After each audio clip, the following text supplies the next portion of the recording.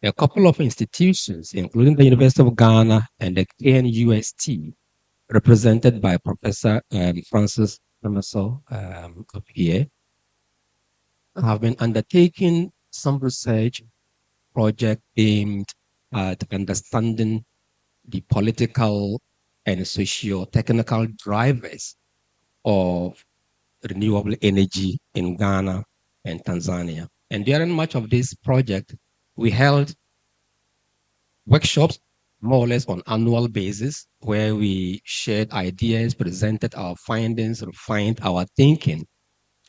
And this project has been funded by the Danish Ministry for Foreign Affairs. The project was ending in December 2025, and we had conversations as to, consider having an end of project workshop. And in the course of the conversation, I asked, some of my colleagues, so we're just going to meet and talk among ourselves again, or should we rather consider broadening the conversation to, additional countries, to a broader audience, given the growing interest in this particular field of energy transition? Everyone agreed, but we're also very concerned that the timelines within which we needed to do this were quite tight, but we thought it was worth giving it a try. I had another motivation, a personal one, and I made it very clear to my colleagues. And I had just taken on leadership responsibility as director for the Center for Social Policy Studies, at which time colleagues there were already having conversations, discussions as to what kind of activities we should implement as part of the center's 30th anniversary in 2026. And the idea of an international conference fit in quite neatly. So these two ideas, the need to broaden the project's conversation to a wider audience, and then using that moment to mark 30 years of impactful research by the center, are the two factors that gave birth to this conference. In the last couple of days, I got a bit nervous, honestly, because I was wondering whether this conference would happen. Why? Because almost on daily basis, especially in the last 2 weeks, we started receiving emails. People either emailed to withdraw their participation or to change their mode of participation from an in-person presentation to online.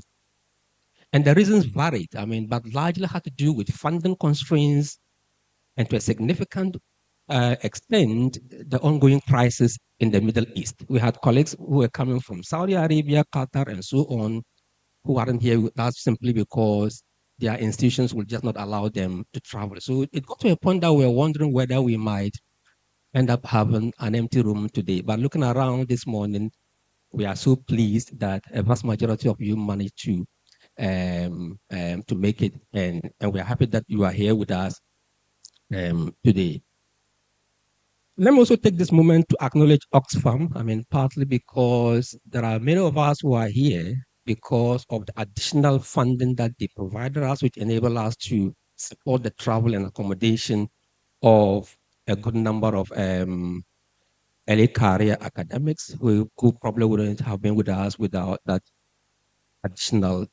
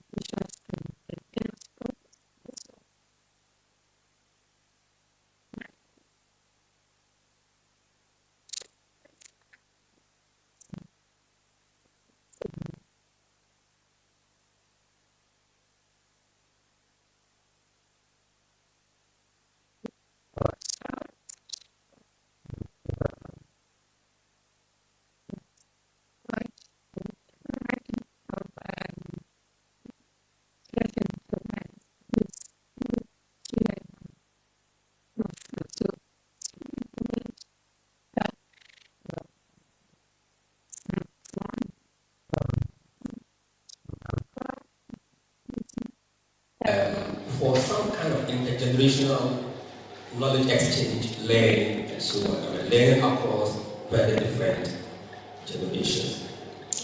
Let me just end by giving you a few announcements. One is that we're going to be doing this conference, having this conference in two rooms here, and seminar room 11, just first floor of the building opposite us. Secondly, you can all see how tight our program is. So we've asked the various session moderators to be very, very prudent in their timekeeping. Otherwise, we're not going to make it. So let me just end by wishing all of us a really successful conference. I very much hope that we will have 2 days of very engaging, productive discussions in the course of this conference. So thank you once again for being here.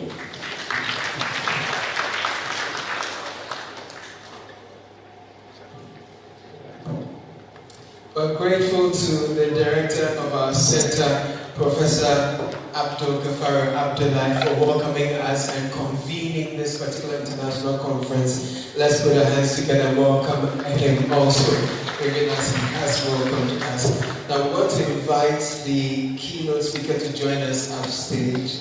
Dr. Lucy H. Baka is here. Please welcome her with a round of applause. A bit later this morning we'll be hearing her talk more on new varieties of electricity.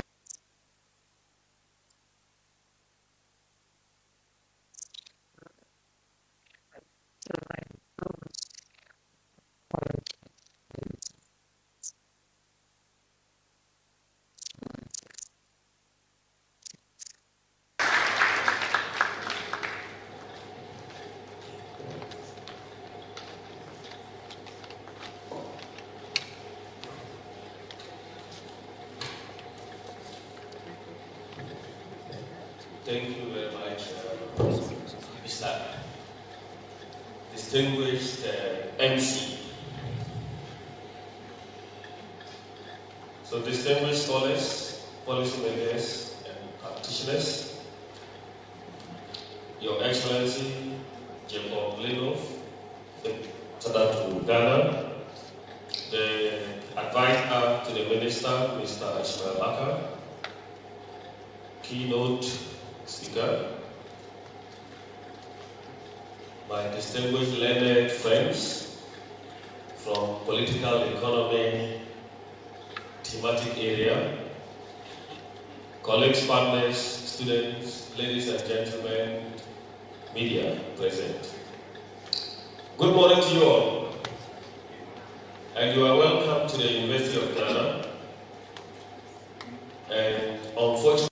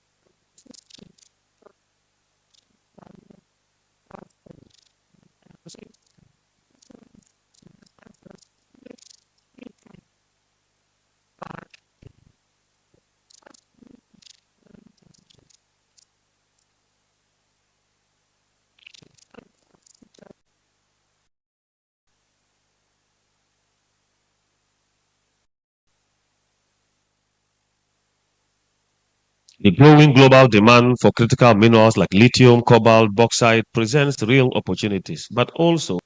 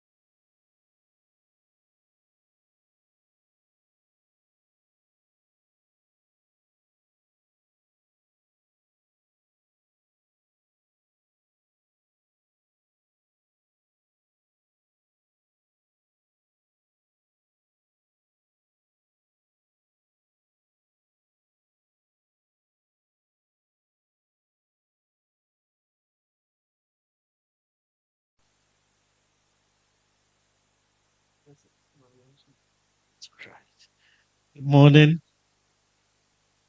Yes, Your Excellency, the Danish Ambassador, the Provost, the Dean for the Chemical and Mechanical Engineering, KNUST, Director for this center, Prof, our guest speaker, and the Director, Country Director of Oxfam, invited guest professors, researchers, experts, good morning once again. So on behalf of the Energy Minister and the Deputy Minister, first of all, I wish to convey their apologies for their inability to be here. But because they see energy transition as a very important topic, they ask that the ministry represents and convey their message. Provost, in 1989, Ghana set up an electrification levy. The same year, Ghana decided to stop the refining plant of Ghana from sending some of in fact, gas and other things in order to make them waste, converting them into productive uses, LPG and others. Now, the electrification levy and other collaborations through the self-help electrification program has meant that as of last year, Ghana has achieved almost 90% electricity access. Now, before 1997, the country was highly dependent on hydro. So our forefathers, through the import substitution industrialization, realized that, yes, we need power for productive uses, but we also need power from sustainable sources. So the concept of energy transition, leaving no one behind, is not new to Ghana. In fact, as recently as 15 years ago, the country decided to domesticate its natural gas for power generation. So today, gas is the main source of power generation in Ghana, with hydro following and others. But energy transition is not just a single theme.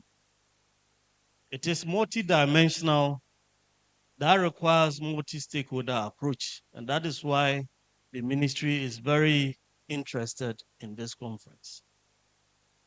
Last year, the Ministry of Energy established the Green Transition Fund. And I was surprised that, Prof, you didn't apply to the fund for sponsorship. The fund is a will come. Yeah, the fund is supposed to do a number of things. One of them is that most of the time, transition projects such as solar-powered irrigation projects, such as upgrade and mini-grid projects for some communities where the population does not even exceed 50, are not attractive for the private sector.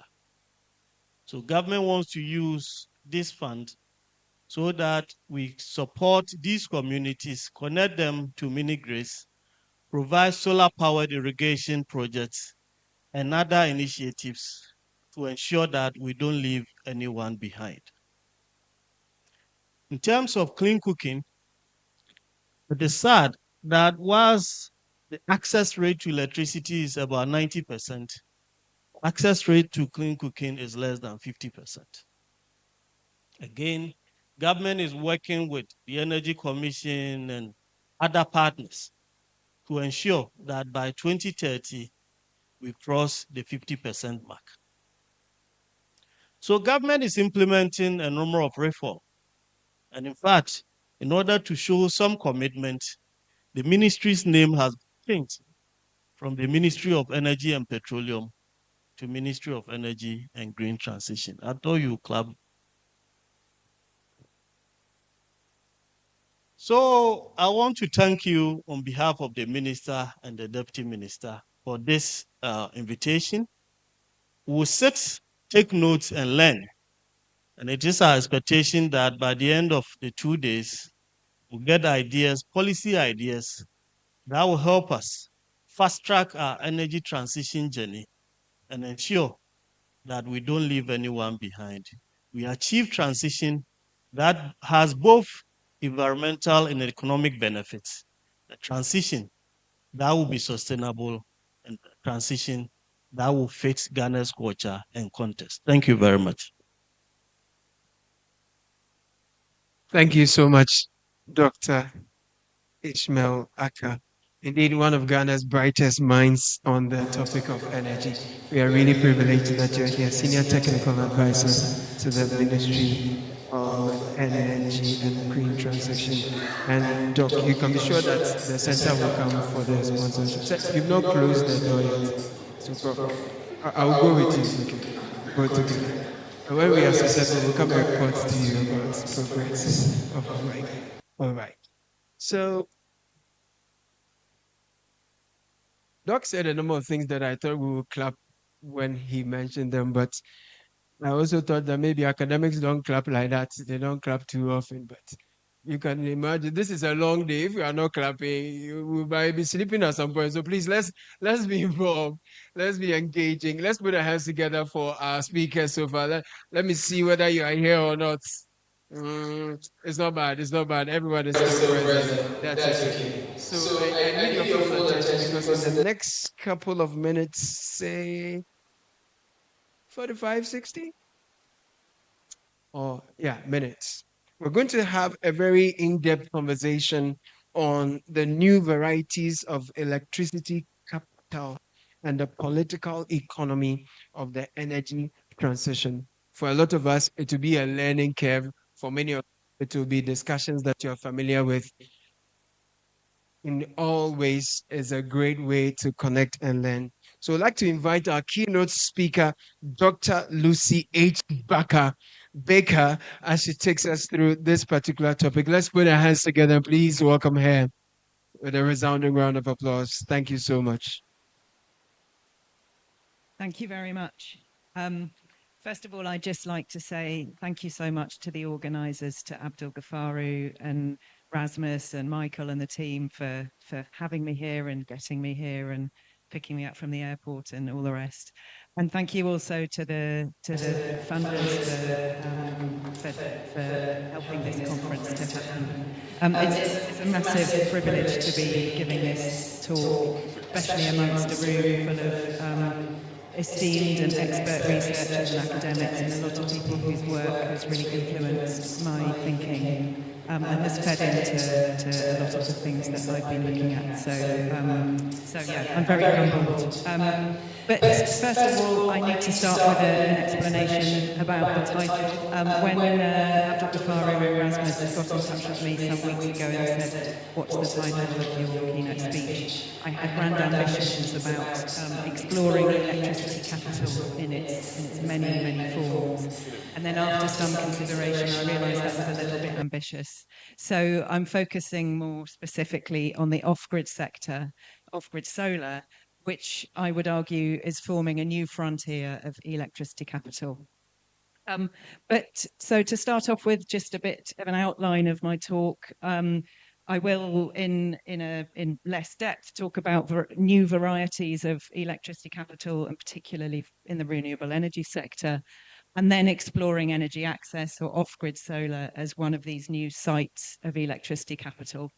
Then looking at how the off-grid solar supply chain can constitute or could be described as uneven technological geographies. And we've heard from the previous speakers just now how important supply chains are and how important energy independence is, and this feeds into one of those discussions. The last section is on afterlife, informality and beyond, and then finally some concluding thoughts.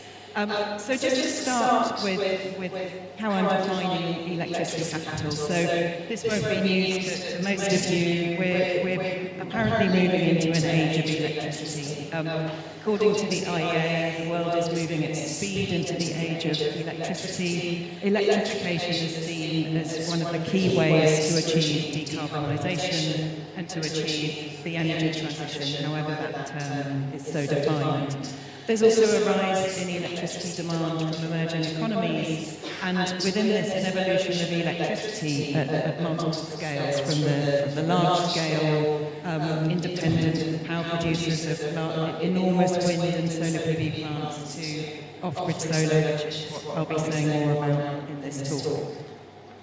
But to start off with, just a bit of reminder on the political economy of power sector reform. We've had the standard model of power sector reform, this blueprint for liberalising utilities across the globe, which is the unbundling the state-owned monopoly into generation, transmission and distribution companies, leading to a privatised retail market. But that hasn't been at all simple or easily achieved. Mainly because electricity has been such a hard network to reform.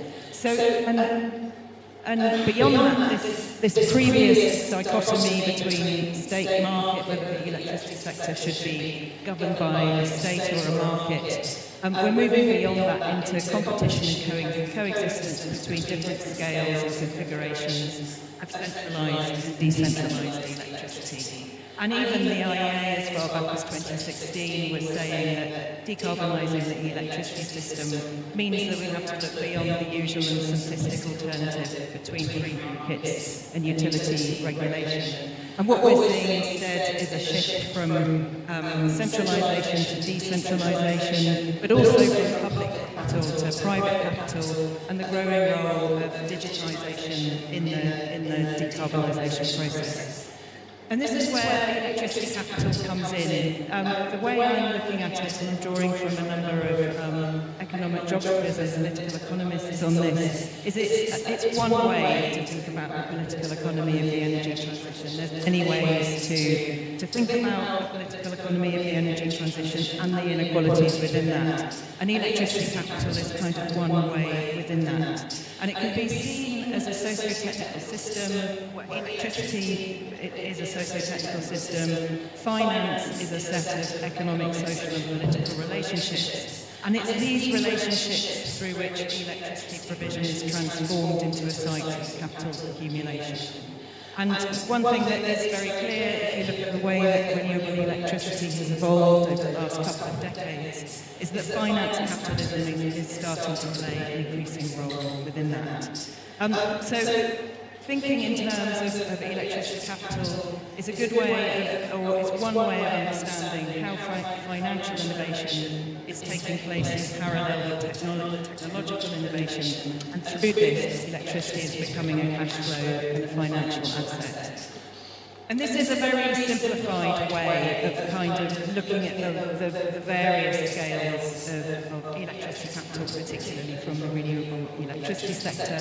So you have the utility scale, which would refer to large-scale wind and solar PV plants, for instance, often procured through auction programs, various examples being South Africa's Independent Power Producers Programme, other examples including the Taibanjai wind farm in Senegal, the Lake Turkana wind farm in Kenya. Those are some examples of the utility scale. And then the generation capacity could be anything from 10 megawatts and upwards, something that connects to, certainly projects that connect to the transmission grid. So that's the centralised scale, a kind of conventional model of electricity generation. Then the scale below that, mini-grids, there are multiple ways in which this is being procured and financed, sometimes through auctions, sometimes through pay-as-you-go, sometimes donor-funded. But these configurations of mini-grids tend to involve some form of electricity regulation. But beyond that, and this is the sector that I'm going to say more about today, is the off-grid, the microgrid, solar home systems, lanterns. these are often taking place, not always, but they're often or can take place under the radar, under the scrutiny of the state. They don't even necessarily constitute electricity access per se. They may be often referred to as pre-electrification. And they can be paid for through mobile money, pay-as-you-go mobile money, sometimes through microfinance. So it's that, when I talk about energy access as a new frontier of renewable electricity capital for the purposes of today's talk, that's the focus I'm looking at. But more generally, thinking in terms of the energy transition, thinking in terms of new forms of finance and new forms of technologies that are emerging and how they relate to each other. These are kind of interesting ways in which I've been thinking of them. So, first of all, electricity capital is central to the political economy and the energy transition, given the significant role of electrification. There's the co-evolution of new forms of regulation and new financial configurations. And this regulation obviously depends on the scale of the technology, the type of technology, but some of this regulation is quite blueprint-like, with renewable energy auctions being one example of that, and how these are being implemented in various African countries. Then there's a question of what's the role of the state in all of this, the state and indeed other actors, for instance, the utility, the renewable energy agency, the regulator, or what isn't the role of the state, because when it comes to the off-grid sector, there's very often a lack of scrutiny or a lack of involvement. And what are the ownership structures? What companies are involved? How are they evolving?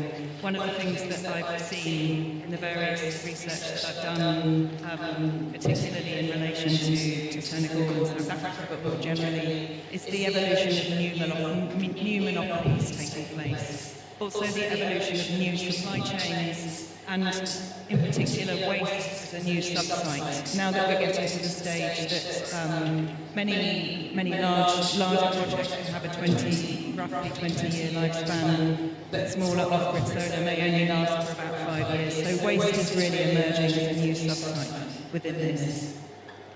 So coming to energy access and the role of off-grid solar within this, again, this won't be news to many of you, but Africa accounts for 80% of the current electricity access gap, and is also the recipient of the majority of global investment in private sector off-grid electricity, not so on-grid or utility-scale electricity.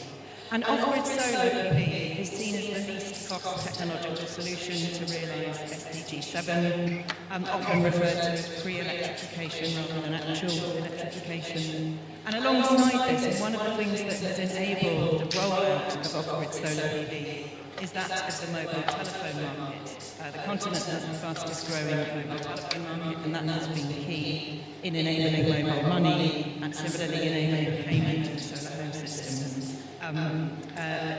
Africa also has the highest levels of mobile money users in the world, and the interaction between money mobiles and off-grid solar is really significant for this story.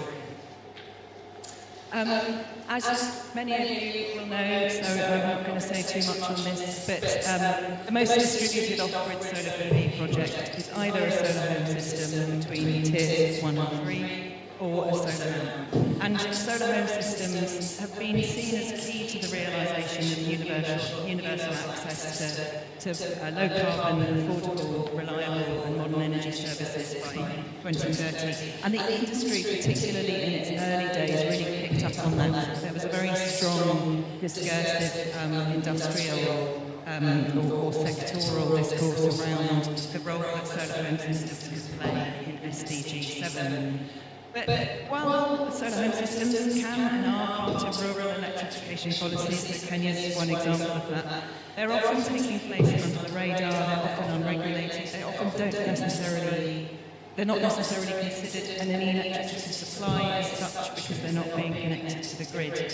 And in that sense, they're being implemented beyond the structures and incumbent institutions of conventional electricity governance, so the regulators, the Ministry of Energy, etc. But they're also creating entirely new areas of provision. They may be emerging alongside, very often emerging in tandem with, rather than necessarily replacing outright traditional sources such as wood fuel, animal dung, paraffin stoves, candles, etc. Oh, we're stuck. Oh, here we are. And just for those of you not familiar, and most of you will be, this is an illustration of what I'm talking about where I say tier 1, tier 2, and tier 3. So, and that term pre-electrification. So tier 1 being 2 lights and mobile phone charging. So very basic levels of access, not 24 hours a day. So that's what we're talking about very often is tier 1 and 2 when it comes to solar home systems. That is a kind of a very simple technical illustration of what one looks like. I know that many of us are political economists here, but I also think it's really important to engage with the stuff of the stuff that things are made of and the technicalities of what we're actually talking about, because this in itself interacts as part of the interaction between finance and energy provision. So the way that some off-grid solar has been sold is through the sale of the kit. It's not supply that you're buying, it's a kit. So the panels on your roof, a small battery and a small connection. But in order to do this, at least through pay-as-you-go, the customer needs a mobile banking account, an ID card, and an upfront payment of the total equipment price. And this is remotely controlled. There's remotely controlled software that uses and collects payments, that disconnects at the other end if the customer fails to pay, or even if the system stops working. And the users make small regular top-up payments in local currency. And if payment isn't made, the user can be disconnected from a distance. So it's they can also be disconnected in situ. These are often sold through self-employed agents. In theory, the agent can come and collect the kit, but this doesn't always happen, and I can say more about that in a moment. But significantly, and this comes back to what I was saying about the nexus between the rapid rollout of mobile telephony and mobile money. Pay-as-you-go solar home systems are credited with enabling low-income users to afford a solar home system that they could not previously pay for in cash. So coming back to this reconfiguration of relationships as something central to electricity capital, and what's being reconfigured here are, well, economic, socio-technical, political, but also social relationships. These systems can really change social relations between users and other infrastructures. And this is taking place between key infrastructure and service sectors such as electricity, telecommunications, banking, and finance. And digitization as one of the things that is key to this electrification, this age of electricity, is really core to that. And part of that has come about through the formation and co-evolution of new institutions, processes, and actors, and also the formation of new monopolies, new companies, new mergers, new players in this system that has kind of been evolving over the last 20 or so years, starting with a fairly a plethora of startups, some of which were UK or US or EU based. And then these have started to merge and become much more monopolized and concentrated as a sector. And with this in mind, you can think of energy poverty or think of energy access and the role of solar PV within that as a new frontier for profit making and accumulation, drawing on the work of Gabor and Brooks, who've looked at how poverty in general has become a new frontier for accumulation. One of the things, and again, many of you will be familiar with this. So while solar home systems have, of course, played a really important role in increasing levels of pre-electrification, they have given many households, they have the number of people accessing solar energy kits grew from 420 million people in 2019 to over 490 by the end of 2021.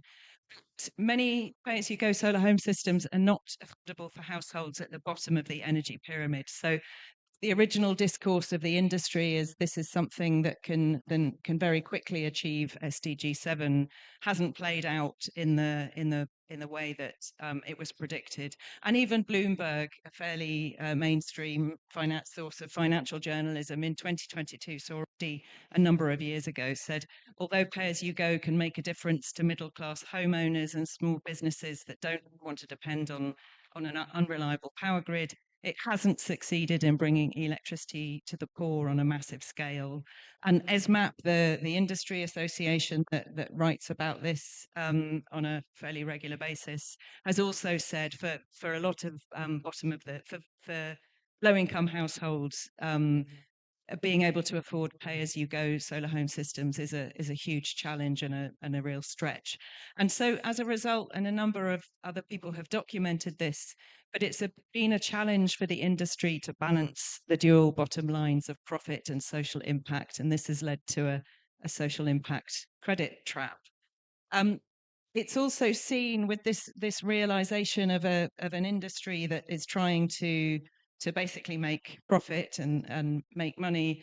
They've now started to shift away from lower income users, lower income households, into higher value customers, also higher value products, larger systems and new areas of consumption. Productive use being one, solar water pumps and refrigerators. None of this is, all of this has positive outcomes, of course, for many individuals, but also many institutions and companies. But it also means that the bottom of the energy pyramid, the realization of SDG 7, is not necessarily the original mission or the original stated aim of this industry has not played out as originally claimed, and the shift is into higher value customers. That in itself is a really interesting part of the story. It has created, again, new kind of sites or sub-sites of electricity capital, but it's a particular story within that. And so one of the stakeholders, when I did most of the research on this, it was in early 2023, but one of the stakeholders, one of the companies that I interviewed as part of this, said that they basically moved away from smaller kits for energy access. They'd moved into larger kits with televisions. It's a longer loan term. It's more money. And now we're selling to slightly richer households. So the shift in the value chain, the shift away from lower income consumers is really stark in the industry and a big part of the story. This comes to, so coming now to say more about the value chain or the supply chain. One thing I will quickly say, but I didn't want to confuse you, is I've been looking more at the affiliate supply chain. The affiliate supply chain being, or the affiliate industry being recognized by GOGLA, which is the Global Off-Grid Lighting Association. But there is a huge non-affiliate sector, often counterfeit products, often unregulated, unscrutinized, not tracked through customs data, et cetera. Even I'm not even sure how accurate these figures may be. They come from GOGLA, which in itself will admit that it's very hard to get this information. But just as to put this in context, I've been looking at the affiliate sector. This gives a rough idea of the share of products. As you can see, it's really, really different depending on the country.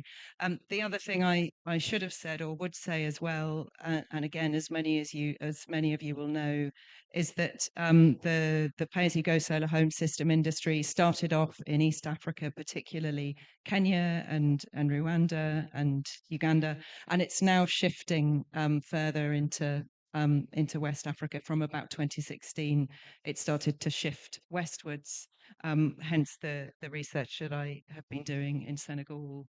I've also been tracking ownership of the industry. And so an industry that started off with a number of small startups in around 2010 or so. By 2022, 72% of industry investment was directed to 7 companies, with the remaining 26% directed to the other 150 companies in a startup phase, with more mergers and acquisitions anticipated. And the larger a company is, the greater its ability to attract capital, debt debt finance, climate finance, etc.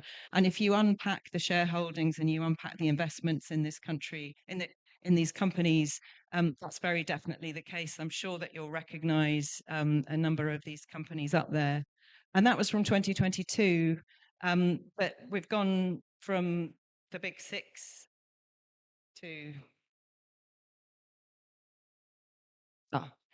from the big seven to the big six. And so now it's down to about six of these seven companies have gone down to six companies. There are, of course, many or a large number of smaller companies that are not vertically integrated. They may be playing in the distribution space or the service provision space, but they, unlike those big six, really do or have really controlled, monopolized the pay-as-you-go solar home system market. But the markets are never static. Capital is never static. It's constantly evolving. Tracking ownership is only ever a snapshot in time, because you come back 6 months later and the ownership structure has changed again. There'll be further investment. There may be companies may have been on sold. The other thing I will say as well is these larger companies, mostly they're UK or UK, US or EU based, often with African African partnerships or African companies. Some of them, for instance, BBOX, are listed offshore. For instance, Mauritius, that if a company is listed offshore, then it gives it better opportunity to kind of pay less tax. But it's also part of a business model as well of how these companies have been evolving. And then, so that's a bit about the ownership of off-grid solar home system companies. But the manufacturing takes place almost exclusively in China or by Chinese companies in neighboring countries to China. Manufacturing of solar more generally, about 85% of solar is manufactured in China. That, of course, is panels in general, not just off-grid.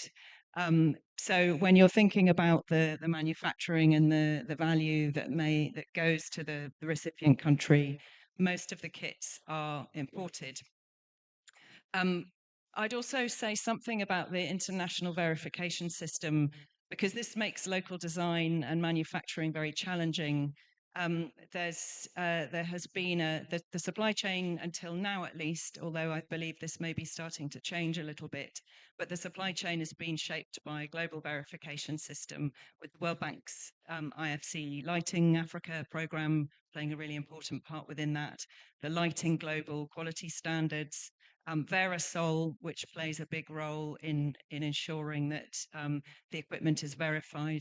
And when I mentioned affiliate products earlier, the affiliate products will have been kind of rubber stamped or verified by this system. But the nature of this system means that local design and local manufacturing is quite a challenge. Because this work is something that is something ongoing. I've been working on it for a while, and in Variety accompanied by a number of collaborators, including a small and medium solar enterprise based in Senegal. But I've been trying to basically give an idea of what the supply chain looks like, and I came up with this. Perhaps it's more helpful for me than anyone else. But so what you have is, on the left-hand side, European and US companies, the large off-grid solar companies, headquartered at least, but with company partners or subsidiaries elsewhere in Africa. Development and finance, that in itself is something that is interesting to unpack. And then there's on the other side, you have Chinese manufacturers that are carrying out a lot of the natural resource extraction, and I won't say so much on critical minerals, but I know that many of you are talking about that in this conference. The processing, the manufacturing and assembly, and these are exported to the recipient countries. The solar home systems are then distributed by the subsidiaries of the off-grid solar companies. Distributing agents, they're usually self-employed agents who distribute to users. And then that results in the end in the afterlives or the waste at the end of the chain. So Yubis O'Connor et al. Recently wrote a paper talking about how power imbalances within global supply chains are generally overlooked. And in mapping out the chain of the off-grid solar PV sector, I came up against the issue of localization of technological capabilities, because most of the ownership and the financial value, or some of the financial value and the design capabilities, have been captured by an increasingly consolidated group of companies, that big six that I showed on the previous slide. And manufacturing is largely being carried out in China. Some of the more technical literature, which is often written with the aim of how to achieve energy access, but some of the more technical or techno-economic literature has sometimes framed users as passive recipients, and the process of manufacturing in some of the more techno-economic literature has also often been overlooked. And what's quite key to this, I think, is key industry actors, particularly Gogler, or that's certainly where I found a lot of this discourse, has argued that importing least cost equipment is the most effective way to accelerate energy access, to improve affordability and achieve economies of scale and competitiveness.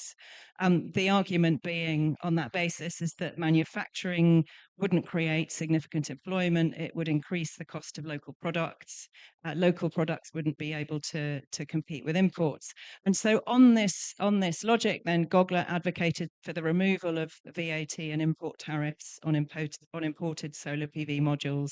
And what this meant is any local company that would have wanted to carry out some form of localization was then struggling to compete with imports. But the trouble with imports, and this is what a number of the distributors that I spoke to and a number of the people working in the industry in Senegal informed me, is that many import grid systems are generic. They're not necessarily designed with the unique characteristics of the location in mind.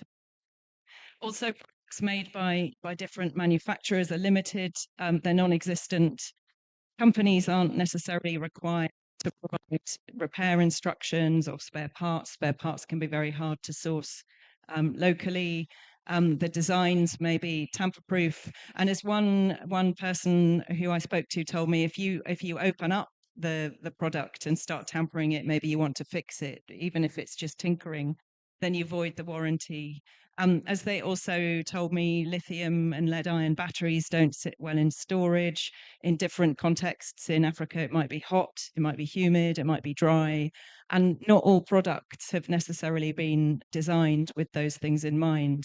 But at the same time, there's now a kind of growing recognition amongst some parts of not necessarily industry, but certainly some donors. So Get Invest has had a lot to say about this. There's an increasing recognition that local assembly and manufacturing and skills development and repair are fundamental to long-term sustainability. And as Gabrielle Melima and others have previously argued, without this local capacity and local production, off-grid solar businesses may remain one of the most ineffective development programs ever initiated. And I've focused on this because there's a lot of discussion about green industrialization. There's a lot of focus on manufacturing of larger scale renewable electricity technologies, wind turbines in particular. But there's been a lot less focus on the off-grid smaller scale, maybe because of its complexity, maybe because the market is significantly captured already, but it's often the smaller scale is often something that gets overlooked. Hence my reason, one of the reasons for focusing on it. I'll just, if someone has power, can they move me to the next slide? Anyone at the back who's able to shift the slide? Oh, there you go. So this brings me to the kind of last section of my talk, which is that of afterlives, informality, and beyond. So one of the larger companies that I won't name, but it was one of the big 6 companies, said I asked about repair and maintenance and repossession. What happens when the kit stops working? What happens when the customer is unable to pay? And they said there's a cost and human resource issue of repossession for the customer, for us, and for the agent. You can't generally repurpose the repossessed kits. They're not necessarily usable or sellable again, especially if people were disconnected some time ago and the products have been sitting around, and they might have been tampered with. So is it worth repossessing something you can't use? So this is a really, really honest admission that basically at the end of the life of an off-grid solar home system, at least in this case, the product is effectively abandoned. It's not repossessed, it's not repurposed. The company doesn't consider they have any responsibility to do anything with it. And this has huge implications for the growing problem of solar waste. Solar waste is a growing problem globally. And off-grid solar PV systems, which is not just solar actually, it's also, if you're thinking of the kit, it'll be plastics and different kind of metals, and then if you have a battery it will be lithium or lead iron, depending on what it's made out of. So we're not only talking solar here, or solar panels strictly speaking, but they're contributing to the growing problem of solar waste and e-waste more generally. And they're doing so quite quickly, because the average lifespan of an off-grid solar PV system is approximately 5 years. So actually much quicker than that of, say, a large-scale solar panel on a utility scale project, where for a start there'll be a lot more maintenance and oversight, but they are envisaged to have a life of about kind of 20 years. But with off-grid solar, we're talking an average of 5, much less if you're thinking about the non-affiliate sector, where products will be often counterfeit, not up to such good standard, and more cheaply made. So based on if we look at the quote from one of the big solar companies, solar home system companies, illustrates that the supply chain and the business models currently have been based on the abandonment of technological systems. And the work of Hilary Chander and his colleagues have looked into this in some depth, and they've shown that most off-grid solar PV sold, used, and subsequently discarded in the global south, and particularly the African continent. And many countries lack a regulatory framework, the transport systems, and the infrastructure managing solar specific waste. This is a global problem. It's not specific to Africa, of course. But then when you think about how a lot of these solar home systems, or a lot of off-grid solar PV, is being implemented in hard to reach rural areas, maybe conflict affected areas, then there's very little oversight or scrutiny of where those systems have gone. And particularly if the company, their main concern is distributing and selling the kit, and then reaping the revenue from that, and it's not collection of the system at the end. So the eventual disposal is almost inevitable. And while looking through some of the Gogler literature and some of the things that Gogler is talking about, it does say quite laudable things about repair and reuse and recycling. But this tends to be a voluntary commitment, and because this is such a very new and rapidly evolving area, there are limited national strategies, there's limited requirement. Plus, it's also quite hard to repair a product that has been designed not to be tampered with. It hasn't necessarily been designed with the local context in mind.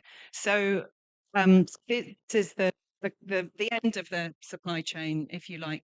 This is some of the concerns around what happens at the end of the solar supply chain. I'm talking specifically about off-grid, but of course this applies equally to mini-grids and utility scale as well.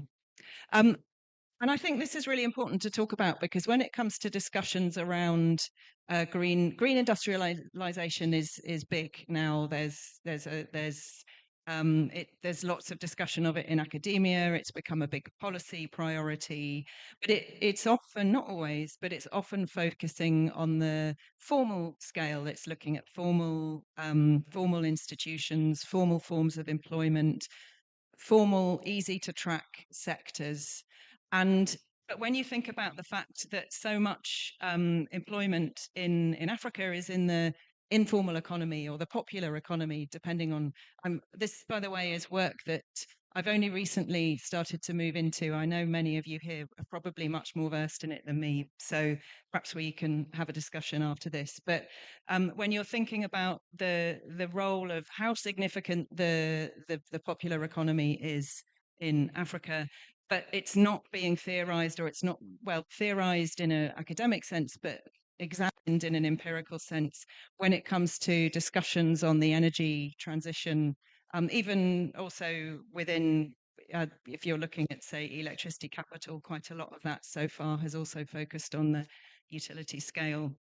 And so Finn et al., drawing from them, as they've argued, informal governance is an important yet under-theorized aspect of the inequalities created and sustained through supply chains. And Abuisi, who I think is probably here in the room because I've seen the name on the program, has also made a really core point around Africa's repair ecosystems, and the informal economy are rarely recognized as a core part of industrial policy.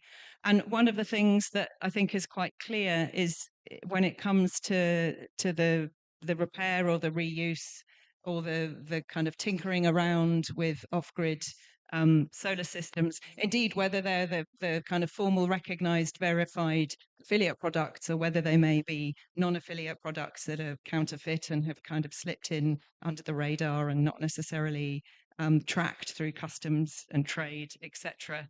There's probably there's almost certainly a lot of innovation taking place in a way that isn't being overseen. And in many ways, there's a strong case to be said for the unrecognized nature of frugal innovation. But these are also systems that, when taken apart, can have incredibly injurious implications for social health and environmental health when you're talking lead and toxic chemicals, etc.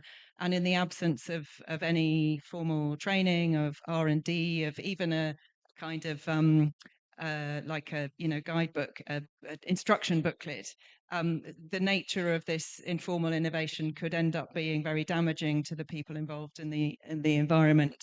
So there's a huge question, and I don't have answers to this. And I think many of you in the room are probably talking about this in one way or another at this conference, but how to upgrade and integrate repair ecosystems into a broader green industrial transformation agenda. And I guess my final point here is that far greater theorization of the informal economy, waste, repair, and care in the political economy of the energy transition is needed. So I just really have one slide for concluding thoughts. But so coming back to the electricity capital that I introduced at the beginning. So we've seen how through off-grid solar, technological and financial innovations are redefining how electricity is being generated, transmitted, and distribution. Solar, off-grid solar, particularly for rural electrification, but not only rural electrification, but it can be seen as an evolving asset class, and the way in which it has evolved over the years, in which the last 2 decades or so in which it has existed, is while it started out at least discursively with the aim of increasing energy access for lowest incomes, it has done that to an extent, but it has also created a level of debt and dependency for the lowest incomes. It's also being carried out, not always, because sometimes it's part of rural electrification programs, but a lot of it is unregulated and unmonitored. And I think what's really interesting here, when you're coming back to electricity capital and thinking about the role of the state within this, is the role of the state has almost been a bit absent from this. If they're not included in rural electrification programs, even if they are, actually, the nature or based on the research I have done, and of course it plays out very differently in different countries, but based on the research that I've done in Senegal, at least, the state has been quite absent, which is why perhaps one of the it hasn't the idea that companies can then not repossess their kit, that they don't have the responsibility for the end of that supply chain. That was very stark to me. It also makes, because of the absence of the role of the state, be that a rural electrification agency, a regulator, a distribution company, it means that the sector is quite hard to track. I've got a lot of my general statistics from Gogler, but I think even they admit that this is just based on self-reporting. So that's also really key to consider.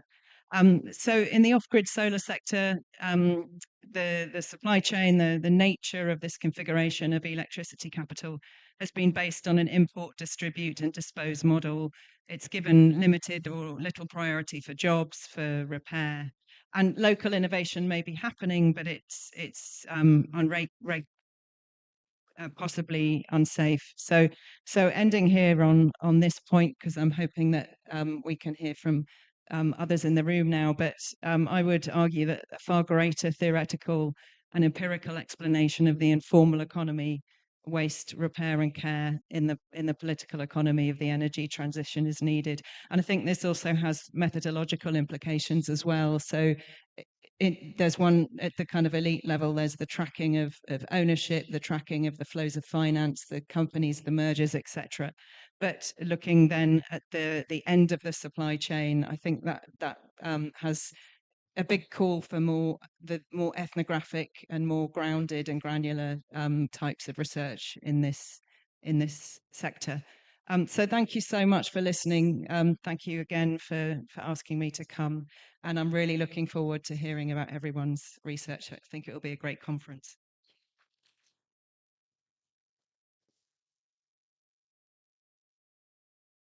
Thank you also very much, Dr. Lucy H. Baker, on that very insightful presentation on new varieties of electricity, capital, and the political economy of the energy transition. Let's do it for her once more, please. Okay, so in a few minutes, in a little while, we will be getting into breakout sessions where we will be one, unpacking just in energy transitions. That will be panel number one. Panel number two will be green transitions, extractive economies, and industrial transformation. Number one. We will do these two simultaneously, and then we will go for lunch, correct? And then we will come back and have elections and political settlements. Dr. Kofi Asante will handle that as chair. And then panel number four would be critical minerals and political economy. Dr. Jacob Thabit will be handling that. For the unpacking justice in energy transitions, Dr. Ishmael Atta will be handling that. And Dr. Gerald Ahing, my very good friend, will also be in charge of green transitions and extractive economy. So please take note, and we will provide further directions as to where to find these panels so you can be a part of.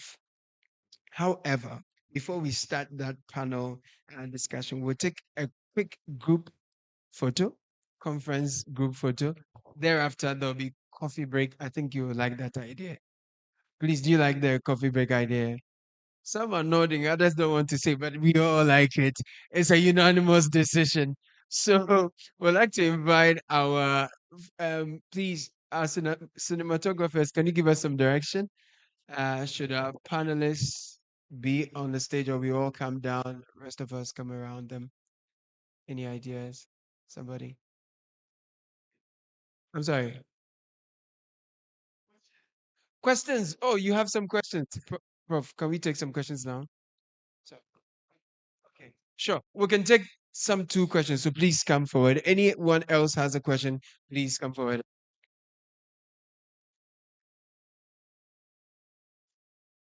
Okay, please. Yeah. Yes.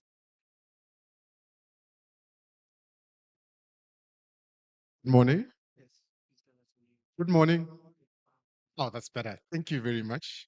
My name is Tafadzwa Luke Mpinga Shato. I'm representing the University of South Africa, so I'm from Johannesburg. And I want to start by thanking the honorable members that are here, not mentioning any names, but thank you very much for even being here and spending your time. Doc, my question is actually on you. I'm sorry. So I've got something that you put out that is very important, and it's actually not really a question, but I want to understand how you see it. So on Saturday, I think the South African government put through what is called a home flexi tax. So this tax system is to tax those that have actually gone off grid. So it's on your electricity capital story. So now it seems now that the government pushed people from accessing the grid and making them pay. And the people made an option of surviving off the grid. But it seems they are now realizing that there's a chunk of revenue that is gone without that. And they've put through a tax to tax those that have actually done what you're discussing. And I just wanted to get your feeling on that. Say, what is that? What is that? That's a really interesting question. I had been following the installation. So just to put this in context, I think, Tafadwa, you're referring to people putting panels on their roof and then, but not like a solar home system. They're then feeding back into the distribution grid. And as I am, pardon? Less than 100 kV, so below a certain level, but it's still going back to the distribution grid. And it's not going to the distribution grid. Wow, it's standalone. Okay, so I hadn't followed that. Because I've been following what's going on in the distribution space, the flexi tax in the off-grid space. So this is like they'll have a battery, but they really will have no. It's not behind the meter. It's really no connection to. So I guess my question to you is, how is this regulated? Because you could probably hide it quite easily.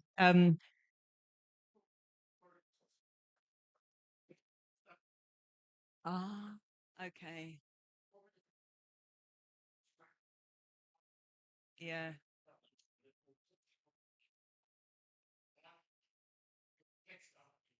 Okay. Yeah. I think so. Let's discuss this afterwards, I think. But I think it raises a really, really interesting because these will be wealthy consumers doing this, I'm assuming. And I think it raises really interesting questions around winners, losers, equalities, inequalities, because given the inequality levels of inequalities more generally, but also the electricity access, I think it raises dilemmas. So let's chat afterwards. Thank you.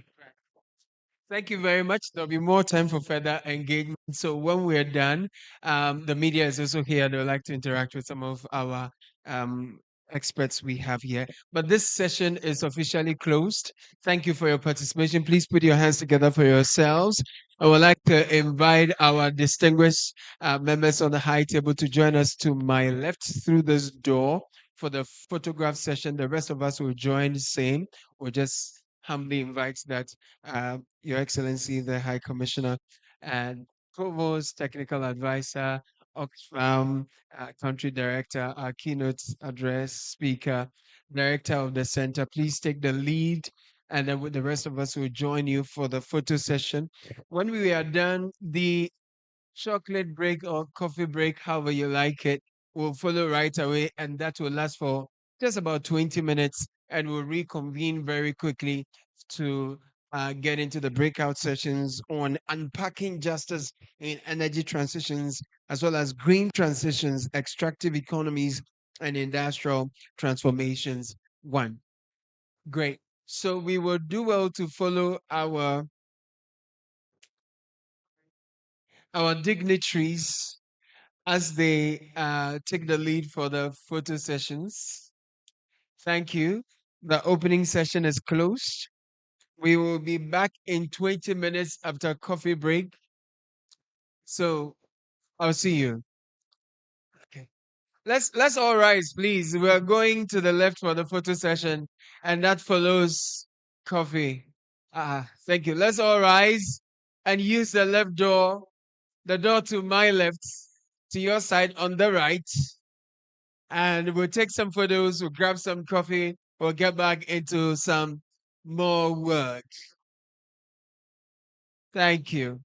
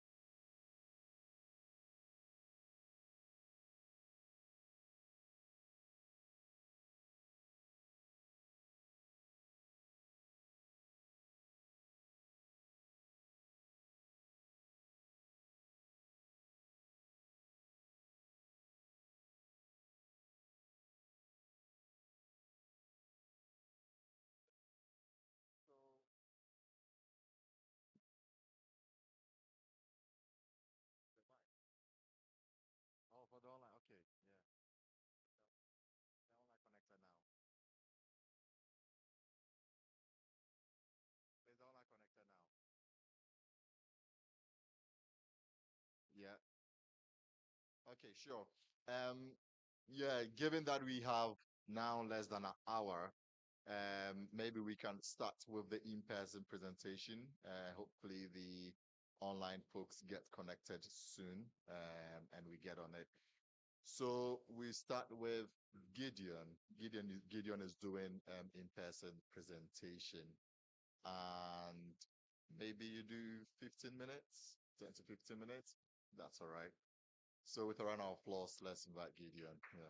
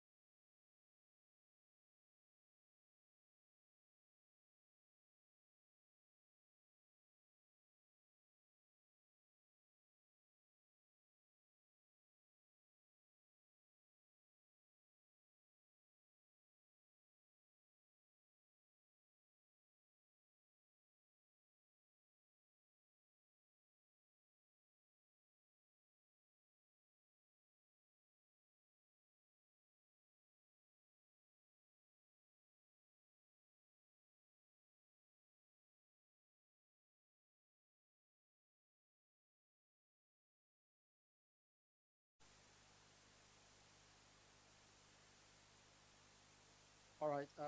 Thank you very much for attending my presentation. I'll try to do this within 15 minutes to the best of my ability. Yeah. All right. So just a little bit of background. This was based on a project that we did for the World Bank as a background report that we did for the World Bank that came out last year around October. And now we are also in the process of converting it into a paper and stuff. So you're also going to see that when I do the presentation, it doesn't really have our normal academic structure where we have like all the formal structure and stuff. And also, it's not a quantitative work. It's highly explorative in method. So just to give you a little bit of context. And what are we trying to do here? So I would say broadly two things. So first is that we are trying to make sense of what are the composition of green transition minerals that Africa as a continent have, and what implication does this hold for their structural transformation. In a few minutes, you're going to see what we mean by green transition mineral. But within the general context of things, the argument, or rather where we are trying to drive in this research, is more or less like how can we move beyond the extraction that has been the normal conversation in Africa towards leveraging these minerals for structural transformation. And we are also looking at structural transformation in this project from a narrower perspective. Narrow perspective in the sense that we are looking at, one, where are African countries within the context of these minerals in their value chain, and how can they upgrade in the mineral value chain?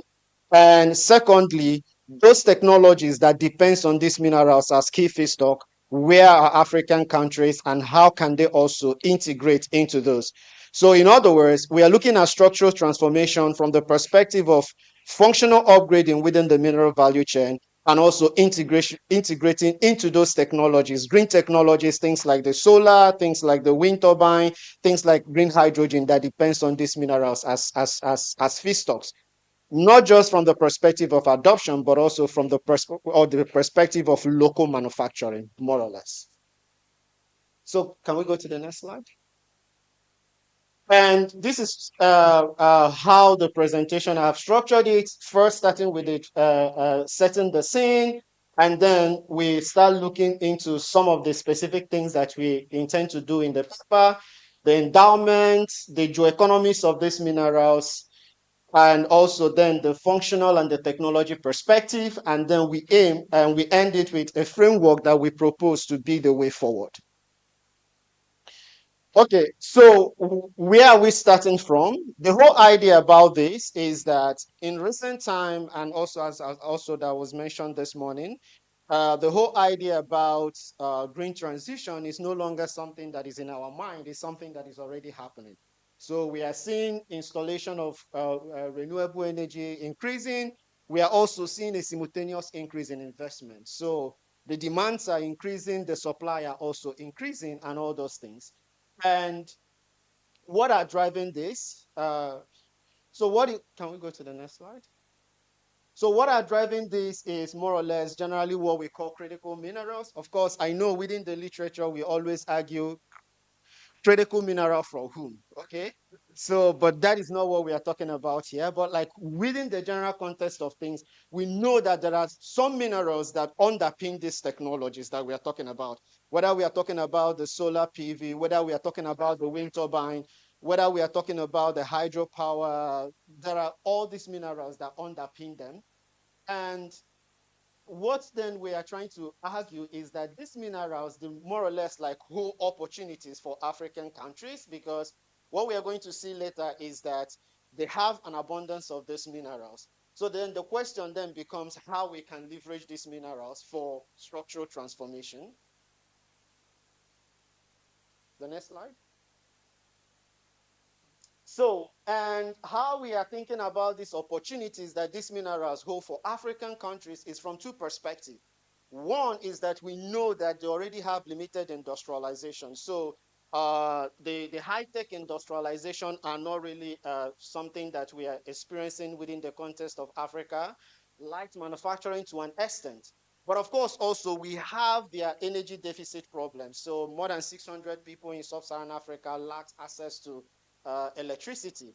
But of course, if they are able to leverage these minerals, then they are also able to address their energy deficit.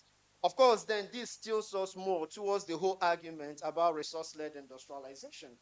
However, when we take a retrospective inspection to what we already saw, within the context of the previous commodity booms and stuff, we also know that African countries didn't really do much with those kind of like booms that we have seen. Of course, a lot of policies were also in place, or they put in a lot of policies in place, but nothing really happened. So the question then becomes also what is really all about the difference that we see with this new trend that we're experiencing. So when we put all these things together, so the core objective that we try to do in this report that we are now trying to convert into a paper is first to understand the endowment and geographic distribution of those minerals across African countries. We want to make sense of their current state of those minerals vis-a-vis those technologies that leverages them as key feedstocks. We also want to make sense of the geoeconomics and the geopolitics about some of these minerals. And then from there, we now, based on what we have observed in this, and then we tilt more towards making some kind of like a framework on how we can start thinking about structural transformation based on these minerals. And so what are we doing here? So the research is, as I already said, is all about a qualitative research where we combine desk review, mineral mapping, trade flow diagnostics, and value chain analysis. And so how we are thinking about this structural change is all about from a GVC perspective where we are looking at, okay, for a single commodity, you can improve your functions along the mineral value chain. But also at the same time, we are also thinking about chain diversification in the sense that you can move from one value chain to the other. In this context, you can move from maybe let's say lithium into the battery value chain. So you can also move from any other mineral that serves a purpose, maybe let's say something like silicon, you can move not just producing polysilicon, but also enter into the solar cell-based silicon value chain. So that's more of like how we are thinking about this. And this whole idea, we derive it from a paper, of course, Elvis also, who is a co-author in this project. So what do we mean by green transition minerals? So simple, we are not just looking at critical raw materials, but we are looking at those minerals that serves as that are quite crucial in the production of green transition technologies. And these green transition technologies are things like the carbon capture storage technologies, fuel cells that depends on things like platinum, geothermals, heat pump, etc. So those are the things that we are considering here as the green transition technologies. So those minerals that underpins their production is what we are looking at. And this was like exercise we did in the paper where we tried to map these minerals. And how did we arrive here? So we started with critical raw material list across different countries, about 15 of them, okay? So in this context, we are looking at the critical raw materials from US, from any country. When we did this, South Africa didn't have theirs by then, but like the EU and also organizations like OECD, things that they consider critical raw materials. And of course, there are like quite differences in the names and all those things. After harmonizing it, we arrive at 50 unique critical raw materials, and we then map them across different technologies, about 11 of them. Okay, so based on this, we started asking ourselves, like, where do we see these minerals across Africa? And based on a simple mapping, desk review, and all those things. So this is irrespective of whether it is production, whether it is reserve, whether it is deposit. So these minerals that we consider green transition minerals, where can we find it in Africa? And which of them are non-existent in Africa? So what we found out is that minerals like boron, cadmium, gallium, indium, and rhenium are not in Africa. And we also found out that a lot of African countries have at least one of these minerals, except these countries that at least based on the different database, based on desk review, we couldn't associate any of those minerals to them would be about these 6 countries. But in general, also, we found out that South Africa stands out, having about a total of 24 of these minerals, and Nigeria and DRC are the ones that follow with about 14 of these minerals. Now, when we look at in terms of reserves and also production, now this is where the mystery starts appearing. So what we see here actually is that for a lot of these minerals, there are quite significant share of them in terms of reserve and in terms of production. And this is where the conversation in the policy space, conversation in the media always, Africa has about 30% of this mineral, but Africa is a continent, it's not a country. And we know that for many years, since 2009, that for instance, we had the African mining vision, it has not really done anything much for us. So how does this then play out when we look at individual African countries? If we go to the next slide. So when we then started dipping into these African countries, what we found out is that the whole narrative about African countries having a significant share of this is just based on aggregation. Individual African countries, most of them, apart from countries like South Africa for specific minerals, things like the platinum group metal, or for DRC, things like the cobalt, most of the African countries, their individual shares of these minerals are quite insignificant at the global level, okay? So, and this is what we are called. For most of this, it takes a combined share of across these African countries for the mineral to become globally competitive. And this is like a minimum of about 3. So for most of them, like when you even start aggregating up to 10, then the shares are not quite, quite really significant. And then when we start talking about, having monopoly that is quite significant, when you are trying to make beyond destruction industrial policy, like the export ban that we are seeing happening in Zimbabwe, then you start asking yourself, what is really, the economic incentive towards this? Okay, so for sake of time, I'm going to rush. I'm going to just move this to the couple of slides. But the general thing is that we didn't just look at the reserve shares. We didn't just look at the production shares. What we also did was we used the trade data to map these minerals based on their HS classification. And what we observed was also the same thing. We observed that for these minerals, 41 of them that we identify, most of the African countries are actually exporting them. So we cannot really say that this is just based on bias, because most of the African countries really depends on maybe, let's say, something like the British Geological Survey or the US Geological Survey. So we cannot say that it's just based on the bias from these countries. What we actually see from the export data is that they are also exporting them. Now, of course, you can also say that there is a re-export issues, but at least there is a confirmation. Now, of course, also when we also, something that is also quite interesting is that when we also look at like for the individual African countries, we also found similar pattern in the sense that it is countries like South Africa and also DRC and Nigeria that dominates. Now, however, what we also found out is that the significant share that they have in terms of this export within the global context is also insignificant unless you start aggregating them. So in other words, the evidence that we found from also the export data actually confirms what we found out when we looked at the reserves and the production data. So the next one, because I'm done with this. Yeah. Okay. No, go back. Go back. So that was more or less like what we found out. And then we then start looking into some of the geopolitics of things. Where are these minerals going to? Okay, the minerals that are being produced in Africa, where are they really going to? And one of the interesting things that we found that emerged from this study is that a significant aspect of Africa's minerals goes to China. Okay, so that is where most of the minerals that African countries are producing are going to.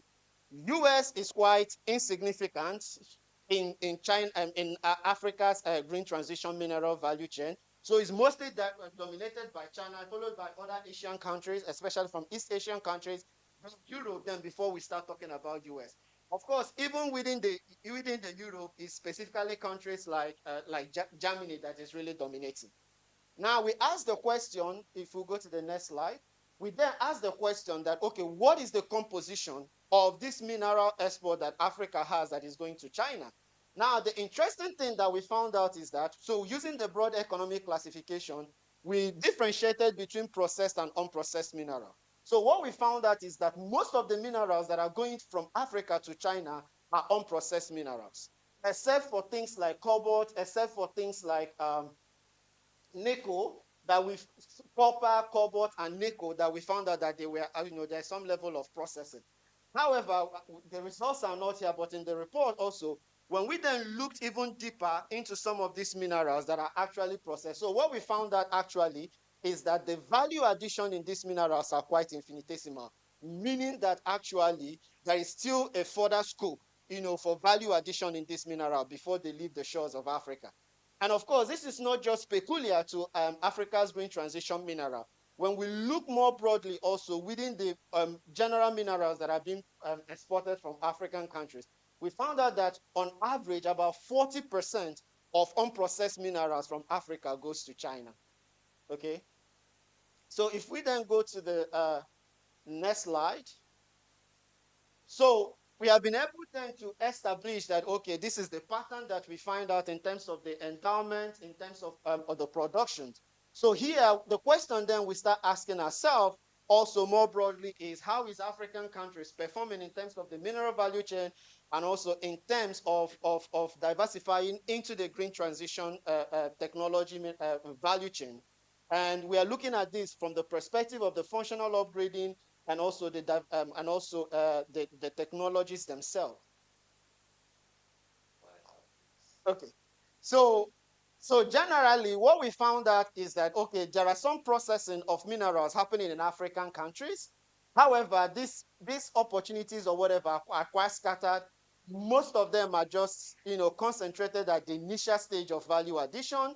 And the next slide, when we also look into the technologies, so the next, because I've covered this. So when we look into the technologies also, so what we found out actually is that African countries are not doing well. So I think when we looked at the total number of patents, Africa has about a total of 480 patents between 2005 to 2015, whereas a country like China that is dominating has about 50,000 patents across those technologies. So the gaps are quite high.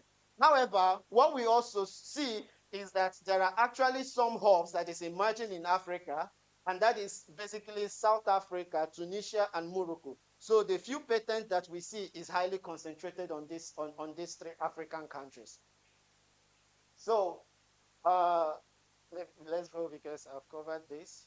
So then we started asking ourselves, so based on the emerging evidence that we have seen, which of course is not favoring African countries, so we started looking like, okay, what kind of like policies are also emerging in African countries?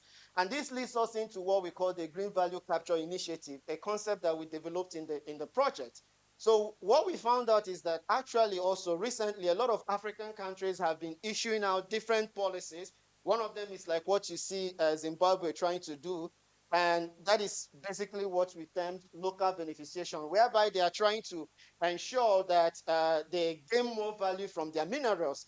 But also there are some of them that are just focused in terms of like mineral exploration, trying to actually attract more people to get to come and explore the minerals.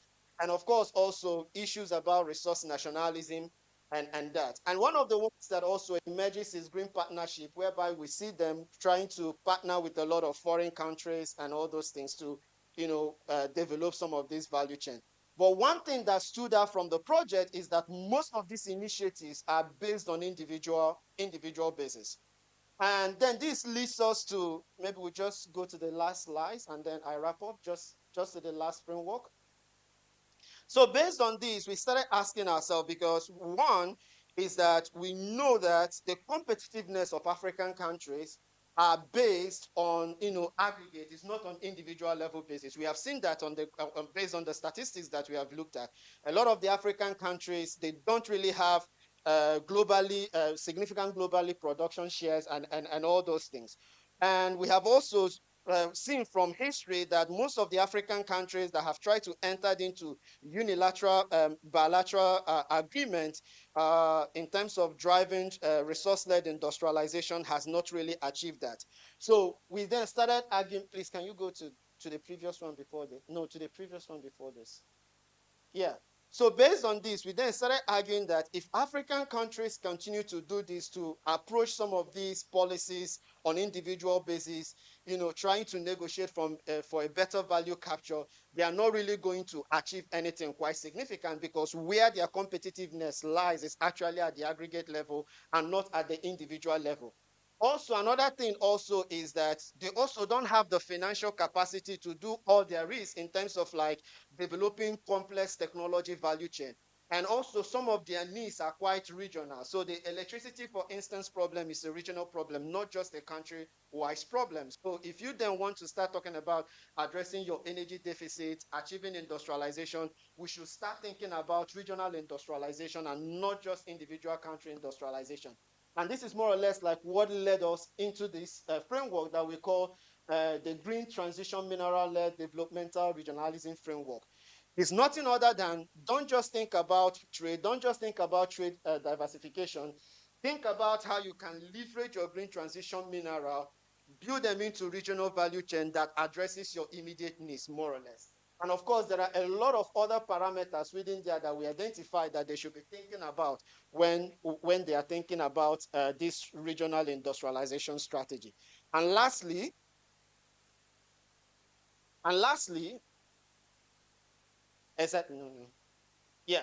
So, and lastly, so the whole conclusion then of the paper is that to address the challenges that African countries are having in this green mineral value chain, vis-a-vis also the green technology value chain, African countries must think regional, approach the issue from a regional perspective, and also do regional actions that are based on the principles of regional developmentalism. Thank you.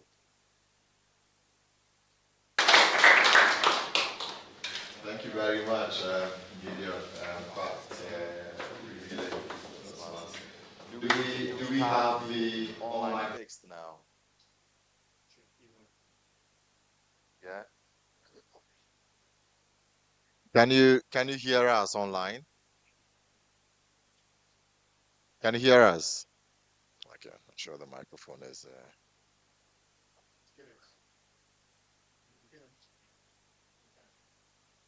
Hi, hi, Kennedy. Can you hear us?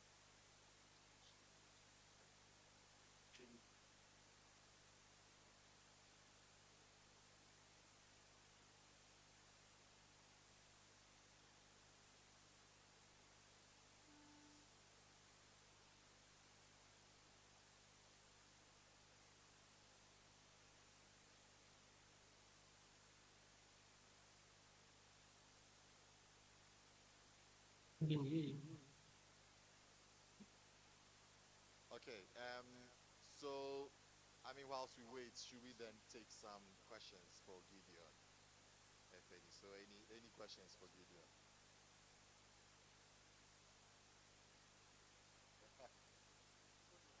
on? Kennedy, yeah? Yeah. Hi, Kennedy. Can you hear us? Oh, yes, yes, I can hear you. Yes, great. Please do take over for the next 15 minutes. Sorry about the delay, though. Okay, okay, okay. Can I share?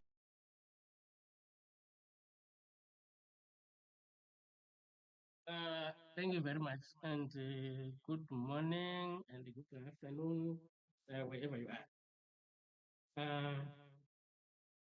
This is the title of my presentation, uh, Green Industrialism, Extractive Capitalism, and the Democratic Backsliding. So I'm trying to see what is happening at the intersection of these three, as we are finding ourselves at a precarious position. As to say, from number one, we are witnessing the rise of green industrial policies. If anything, we are witnessing a big return of the industrial policies, especially the green industrial policies. However, we are also witnessing the big rise of extractive capitalism. And at the same time, we are also witnessing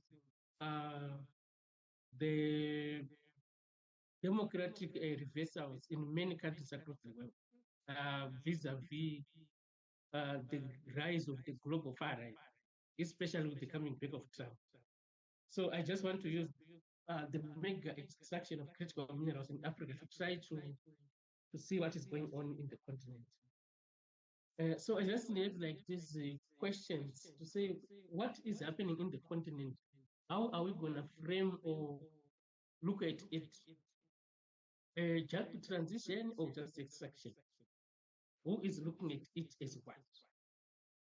If we are to look at the Chinese engagement in Africa, how do Chinese strategic engagement in the continent, especially with regards to critical minerals, differ from the Western countries? And in the process, how is agent exercise between Africa and China vis-a-vis the West and Africa for networkability, for maneuverability, and for leverageability amid global geopolitical competition and the surge of resource nationalism in the continent? And in all this confusion, in all these geopolitical standoffs and intensified fightings, who tends to benefit, who tends to pay the cost, especially in what is going on in the country? So I just wanted to start with a strategic vineyard. 2 days ago, Trump had a huge reversal of his way of looking at the continent. What did he say? He said the continent has a tremendous potential. It has a lot of value under its ground, in its land. What was he talking about? The critical mineral. And if we are to compare that statement with what he said 2020, in 2018, rather, it's a huge contrast.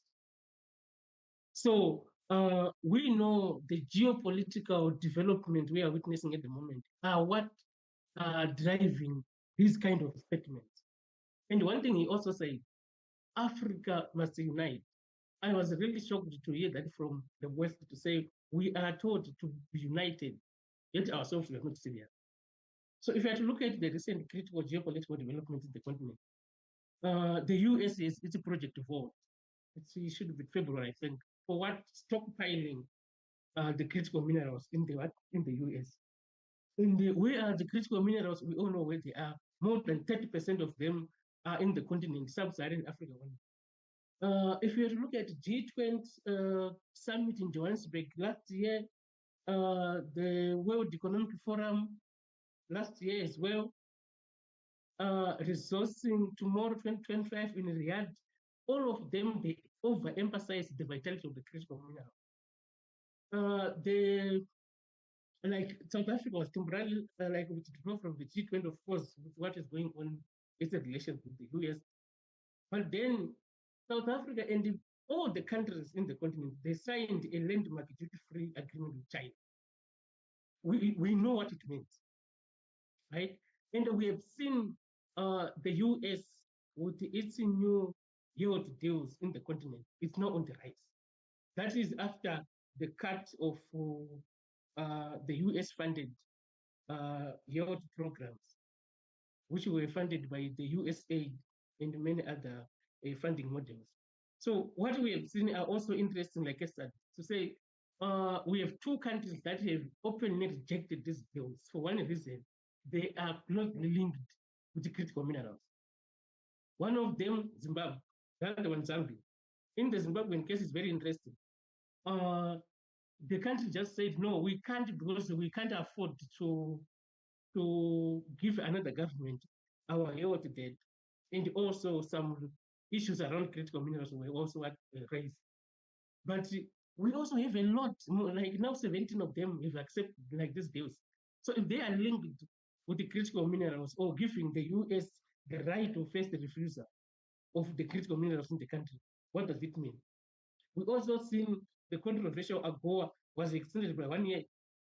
And another one in February of this year, we have seen the US sending the biggest delegation to the African mining industry since it was founded, the African mining industry in 1994. That was the biggest delegation ever. And it tells you a story. Why? If I can give you some statistics on this, the US embassies in the region, many of them, they were in Cape Town. So from Zimbabwe, from Zambia, they also went to Cape Town to support the delegation that was coming from the US itself. So it tells you a story. So for the continent now, what do we want? We are seeing an upsurge of resource nationalism in response to the global geopolitical dynamics that we are now seeing the continent also coming back into the global map as what? As a turf, as a chessboard for the competition. So we are now saying we want a strategic nationalism, anchored on a strategic resource nationalism. How do we do it? I just use like the case of Zimbabwe here. Zimbabwe, a day after they rejected the US yield deal, what did they do? They also they also banned the exportation of raw minerals and also banned the exportation of lithium concentrate in favor of local beneficiation. And if I can put it this way, the move to do this was expected to begin January 2027, but unexpectedly, the government just said, we are not cutting it today. So what do we really want? As like as the continent, we need such bold moves.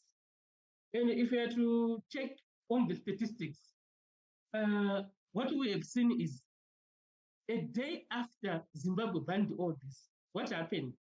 We have seen a more than 6% rise of lithium prices at Guangzhou Futures Exchange the following day. So it tells you a story about whose minerals matters in the global state. So what we are also finding out is the move from what we know as traditional mining to what we are now seeing happening at the global stage as the geopolitical mining. The issues around the need to control and own the global supply chains of these critical minerals happening as the geopolitical competition are now overemphasized. They are now looming large more than what we know is like at the traditional mining. So if you have to look at this book, it says mining is dead. We are now welcoming geopolitical mining. If you lose it at the table, it's done. I just want to give you some statistics. I think I can write on the statistics that was given by our previous presenter. China is a huge dominant and hegemon in the critical mineral sector. It produces more than 50%. When it comes to refining, it's more than 90%. 70% of world's rare earth elements are produced in China. manufacturing. So you can see the dominance. So what the West is trying to do now is a catch up. They are trying by all means to catch up. So that's the reason why we are seeing this intensified global geopolitical competition in the continent. Look at this map. China also, besides the dominance in the critical mineral sector, they are also controlling infrastructure. Because what we are saying is you need the mineral itself, you also need to control the infrastructure, you also need to control the energy infrastructure itself. So here we are seeing the ports. China is also having what? A lot on this. If I can also give you like other statistics, China is about 166 at the moment, a foreign-owned mining project. Yet 66 of them, that is the largest number, are in Africa. If you had to see on with regards to loans and aid, most of which were done in the continent, and it tells you a story. If you go to Zambia alone, one province, about 600 firms in Zambia's copper belt province. It used to be the richest in mineral deposits and also like investment. I think the northwestern one, if not the richest when it comes to that. In the DRC, 33 of cobalt exporters, like out of 33, 24 of them are Chinese owned. So it is telling me like a story to say who is controlling the biggest share. With regards to road infrastructure, in Tanzania and Burundi, China has signed a 2.1 billion rail construction deal. You go to Zimbabwe, many of our mining companies, including those which are not critical minerals, are also mostly controlled by Chinese. It's either 100% or more than that. If you go to the lithium subsector alone, you will see 80%, 100%, 50%. So it also tells you a story. We are also seeing the rehabilitation of the Tazara Railway corridor, that is from Zambia to Dar es Salaam. Who is doing it? The Chinese company. You go to DRC in Zambia. By the way, DRC in Zambia, we designate it as the Central African Copper Belt, the richest in mineral deposits in the continent. Who is controlling the biggest share? Who is owning the biggest share? Chinese company. You go to Mozambique, graphite. You go to Namibia, lithium. Chinese have got what? A huge share when it comes to controlling ownership. But then, how is China getting all these strategic advantages, all these comparative advantages in the continent? The Chinese model has got a plethora of ways that is making China as a preferable partner than either the Gulf countries or the Western countries, EU, Britain, America, etc., etc. So most of its engagements, they range from non-colonial, complementarity-based, Sorry, you have a minute, South-South Kennedy. cooperation, non-interventionist, etc., etc. And if we are also to dig deeper, they are also having like natural resource-based loans. So what we see in Africa is we have a lot of our countries that are rich in mineral endowment, but they are so poor. So if China comes and say, we can give you cheap loan, but you back that loan with your resources, it's so cheap. So we have seen a lot of countries, DRC, Equatorial Guinea, Ethiopia, etc., etc., taking this national resource-based loans. And how are they doing it? It's either a complete takeover, minority controlling interest, etc., etc., depending on how far they can benefit from that engagement. China is also leveraging on using its diplomatic personnel to negotiate in behalf of its state-owned companies or private companies. Another also advantage is China's high risk tolerant capacity is too huge. So you will see Chinese companies in many conflict-ridden countries in the continent go to the DRC, right? So because of that, now the competition is very low. They get minerals at cheap prices, and it guarantees long-term access of such supply chain. The other also like strategic advantage is China is targeting brown fields and not green fields. What is the meaning of that? China is not targeting the new mines to say we have discovered, say, lithium at this point. They are not doing that. They are going to the already existing ones and making sure that either they take over 100% or minority controlling interests or lease agreements or of etc. etc. So that is also giving them If you that can is hear me, strategic advantage. Kennedy, can you please wind up? I have how many minutes left? Now, Yeah, no? just saying if you can just round up, please. Oh, okay, okay. Yeah. So the Western also they are also making sure that they are trying to what to counter. So these are some of the Western strategic partnership in Southern Africa. No? Lobito Corridor in Namibia, the green hydrogen project. You go to EU, Rwanda Critical Minerals Partnership, the battery manufacturing between the US, EU, and Zambia and the DRC. So this is like another one. Then these are the policy frameworks we have seen in China and also in the in the Western countries. That is what a strategic impact on how the mega extraction of minerals in the continent are going to be conducted.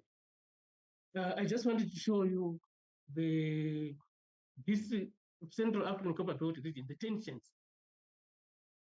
Left, you are seeing the Lobito corridor, the rehabilitation that is from Zambia into DRC to the port of Lobito in Angola. This is being done by the EU and it what in the US. On the other side, the Lobito, like the Tazara corridor, that is being done by China. So you are seeing the competition happening at that richest point in the continent. And also there's Nakala corridor as well, which is being led by the Japanese and also like the African Development Bank. This is coming from Malawi to the port of Nakala in Mozambique. So what is the proposed way forward? The need to leverage on the continent's mining protocols and guidelines, some of which the G20 Critical Mineral Framework 2025 that was developed and led by South Africa. We also have the African Green Mineral Strategy 2025 developed by the AU. We also have the African Commodities Strategy 2019 and our landmark African Mining Vision. So if we are to leverage on all this, what we are going to see is technology transfer is going to be non-negotiable. Equity transfer also. Then turning Africa's geological bound into a negotiating power. We also need to establish critical minerals fund on its own sovereign wealth fund. Then protocols regarding provenance, traceability, they have also to do also like emphasize regional clusters. My friend who was also presenting was also like talking about this. And I just wanted also to show you like my book. I was also talking about what the resource nationalism. So these are some of the also like recommendations. We need to make sure that we avoid or we put a full stop to from the pit to the pot or from the mine to the market. We value addition, becoming the rule making.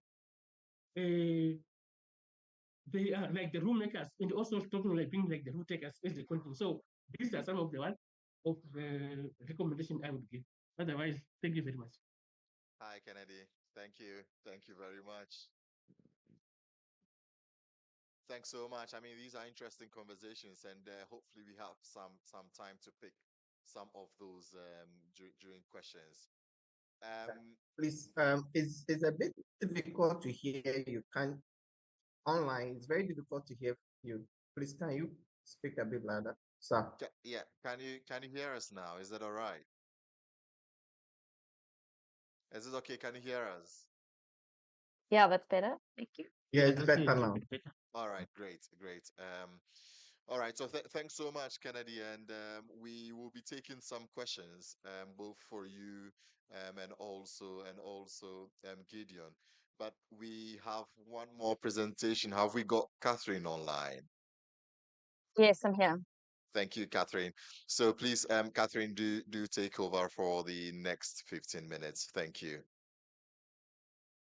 Thank you. Um,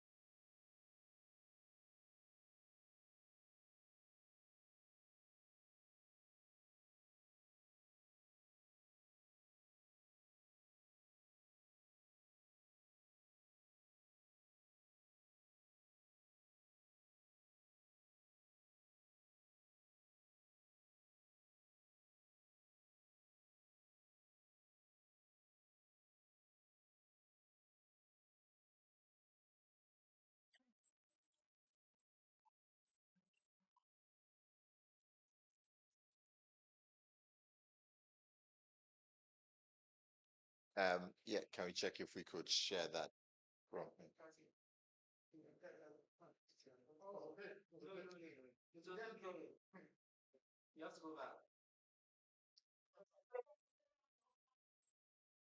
It was all right initially.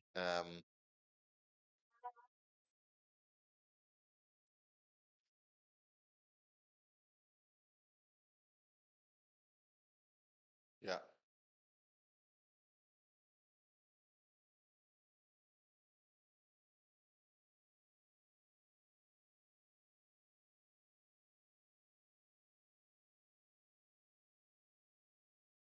no worries. Do take your time.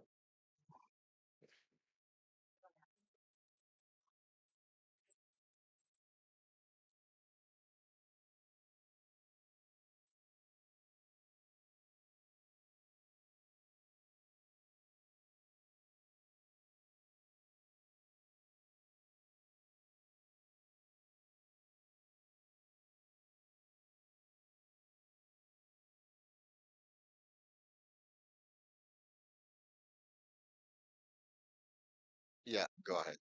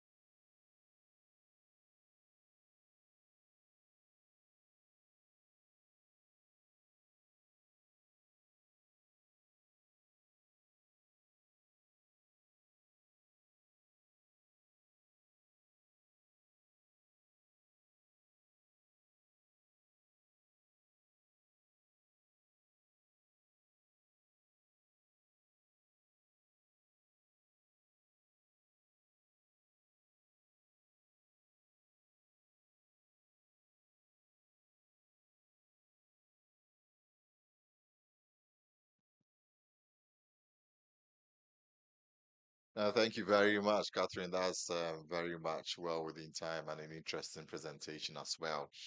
It's lunchtime, but let's if we commit about 10 to 15 minutes if people have any comments or questions for any of the three great presenters. Yeah, either in person or online. We keep an eye on that. Do we have a second microphone? Otherwise, I'm happy to share mine with others. Are we? Yeah. Okay, sure. Yes. Go ahead.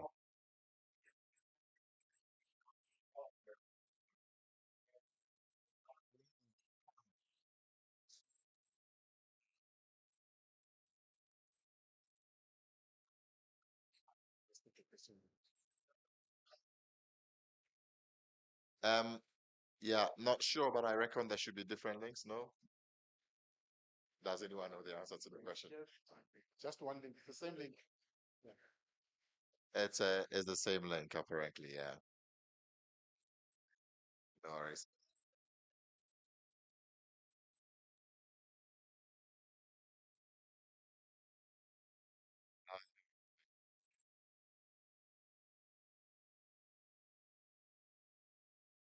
Yeah.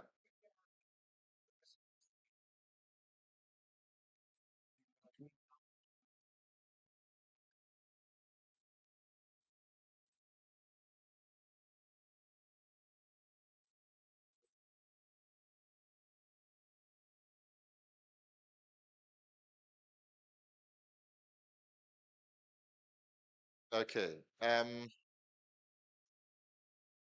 There's an online question. Yes, please go ahead. Online question.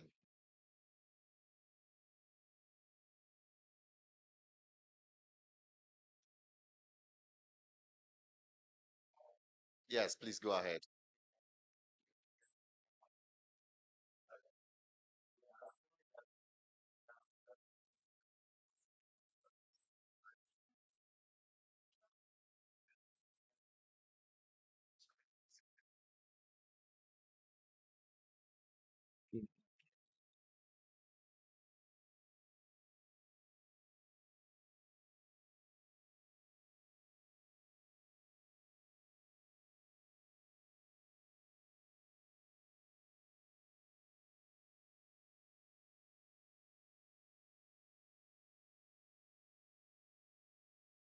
Yeah, sounds good. I mean, we can escalate this with the IT guys as well. It's launch after years, so hopefully that is resolved before the next set of panel.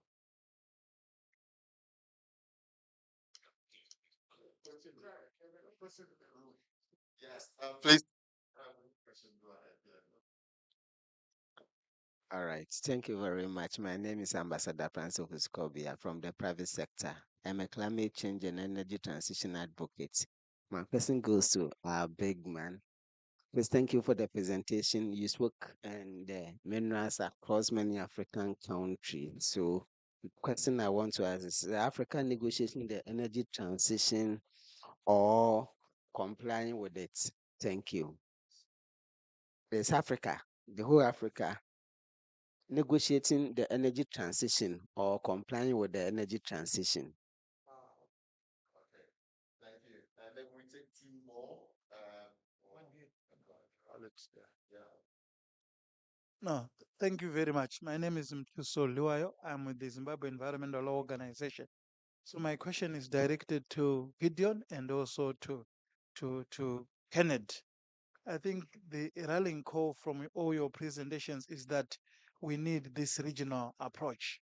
Yeah, whether it is in terms of value addition or whether it is even in terms of that nationalism, strategic nationalism, because at an individual level, no country can have that leverage.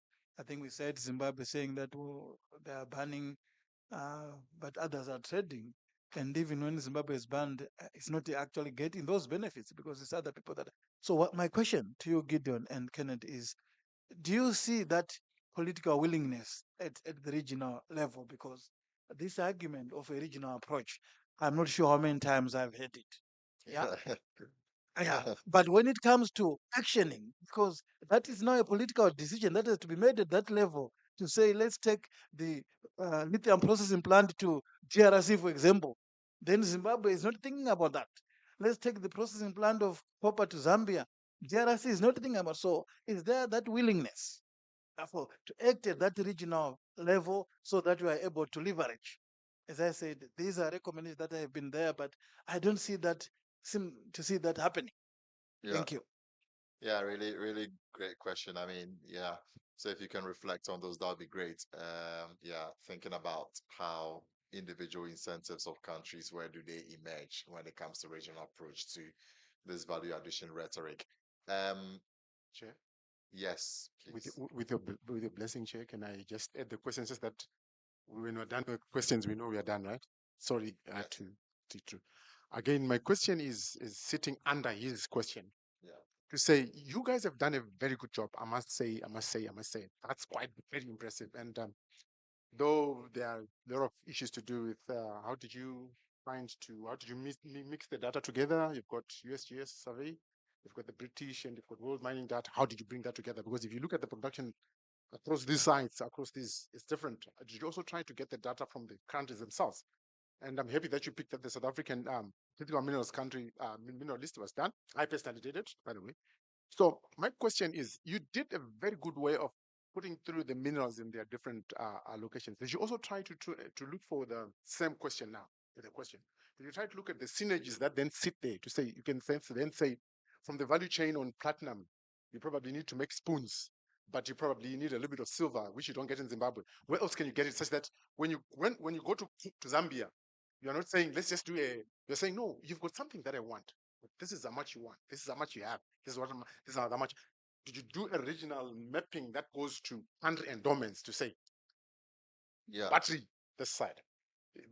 Yeah. That's the first question. Then the last one is to um, Karina. Karina, thank you for diving into what ESCOM is doing. I think they're trying to do a good thing. There's a question that I had about the tariff. I asked it in the morning again. I think you are the right person to clarify it. When you say tariff, by and large, from an economics definition, it's something that is trying to stop something from coming in from a country, right? When we say tariff, Trump has put a tariff. He's trying to stop you to. So my question is, these are private investors. They are private investors that have invested in their small power plants to power their houses. This tariff, is it being levied on those as well? Because I remember there's a list that's being populated. Are we saying that we're going to actually get a tariff on these people that were pushed out of the national grid by ESCOM failing to give them power? Are we saying now we are going to give them a tariff again after they've actually paid tax again? And are the multinationals that are also in that also getting the same tariff, if you want to put it that way? Thank you. Right, sure. Thank you very much. So should we ask the presenters to respond, and we see if we can just take one more round. So please, if possible, if you can limit your answers to a minute, that would be really Okay. great. Maybe Gideon first. Okay, thank you very No, much. yeah. Should the presenters answer this one, then we come for another round. Yeah, Okay, thanks. Yeah. that's fine. That's fine. All right. Thank you very much. Let me start with the first question. Is Africa negotiating with the whole green transition vis-a-vis, or are they complying? So I think my answer is like a blunt one. They are complying. They are not negotiating. That's just the reality. So, and why do I say this? We have like a lot of like anecdotal evidence. One which I have also worked on in South Africa, and that also led to that more or less like even contributed to their energy crisis on that regard. And of course, we could have more of this argument furthermore. And this is also why that even within the African, within the AFCCA, that we are also arguing that one of also the advantage of a regional approach to some of these green transition mineral is that it also gives you the ability to negotiate. That's one of the advantage. So it's not just even about integrating in the high technology value chains or whatever, but if you're able to come out, it gives you some kind of like geopolitical leverage to actually negotiate with some of these guys. And some of that could be, for instance, things that also has to do with carbon, things that has to do with also the energy and all those things. Now, going to the second question that was put to me, definitely, I totally agree with you. You know, we have this discussion about a regional approach for a very, very long time that is becoming a music to our ears, right? And but for the fact that it's becoming to a music to our ears doesn't mean that we shouldn't still continue to say it, because based on data, that is the truth. Okay. And the truth is that Africa, we don't really have, as in when we move away from a regional approach and then say we want to approach this from an individual country, we don't just have the geopolitical leverage, right? Yeah. And of course, why this has not really become a reality is nothing other than political will. So there's really nothing, because we have the African mining vision. Lately, we have the African green transition strategy and stuff. Even at the regional level, we also have a lot of policies and all those things. So it has not just happened. Not that some of our politicians or policymakers are not seeing it, but it's all about self-interest stuff. So we even have, like, I remember when I raised this issue on LinkedIn, and I had like one of like exchange with someone on it and stuff, telling me that yeah, that is actually what the African Mineral Center is actually supposed to do. But yeah, but they are not doing it. And I can only indict that to political will to move beyond just that conversation, and then we start going into the to do aspect of it. Then lastly, the question that was thrown to me, yeah, so we didn't really look into specifically at minerals vis-a-vis like the individual value chain that they contribute to. Maybe let's say looking at nickel, and then we start asking, okay, how uh, steels and all those things, spoons or jewelries. So we didn't really go into that direction.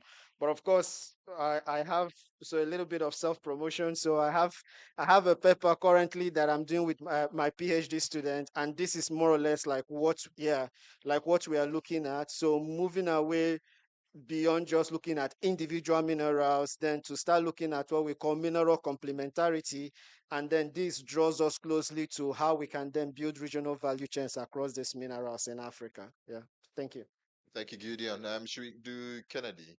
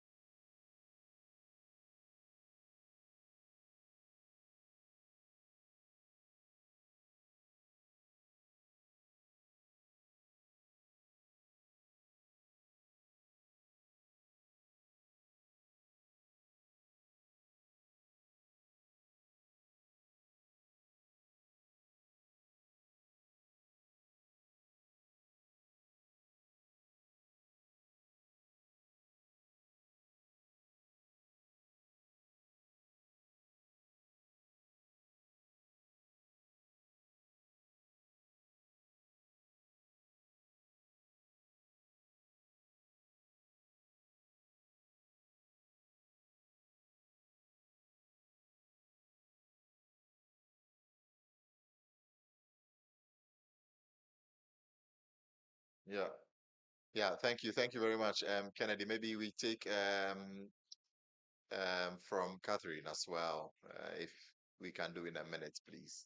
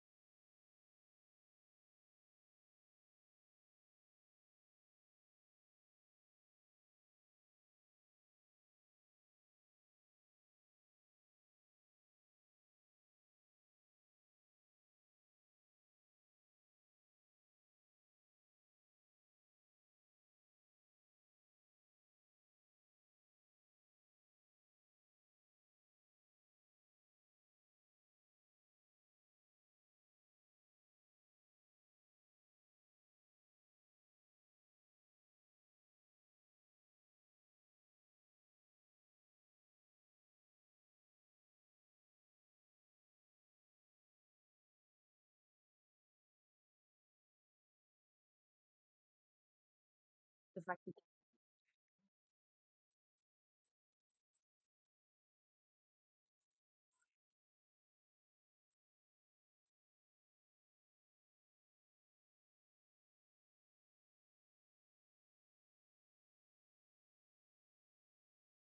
Yeah.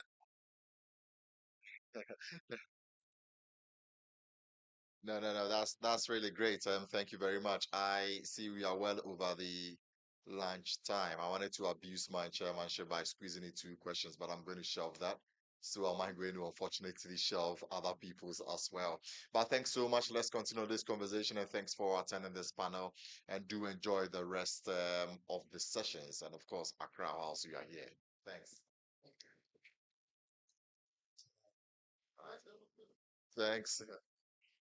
Yeah, yeah, and we would also escalate to the online issue, and hopefully that gets solved after lunch.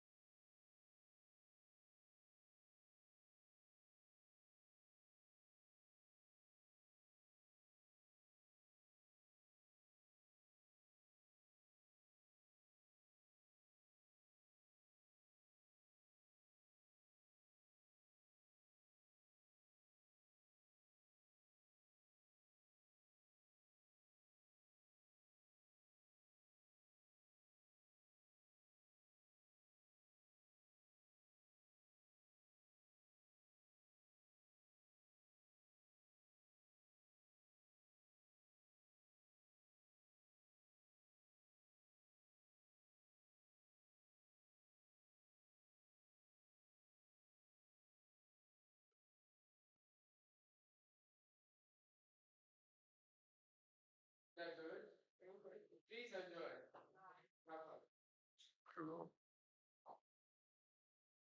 Hi, Yanis.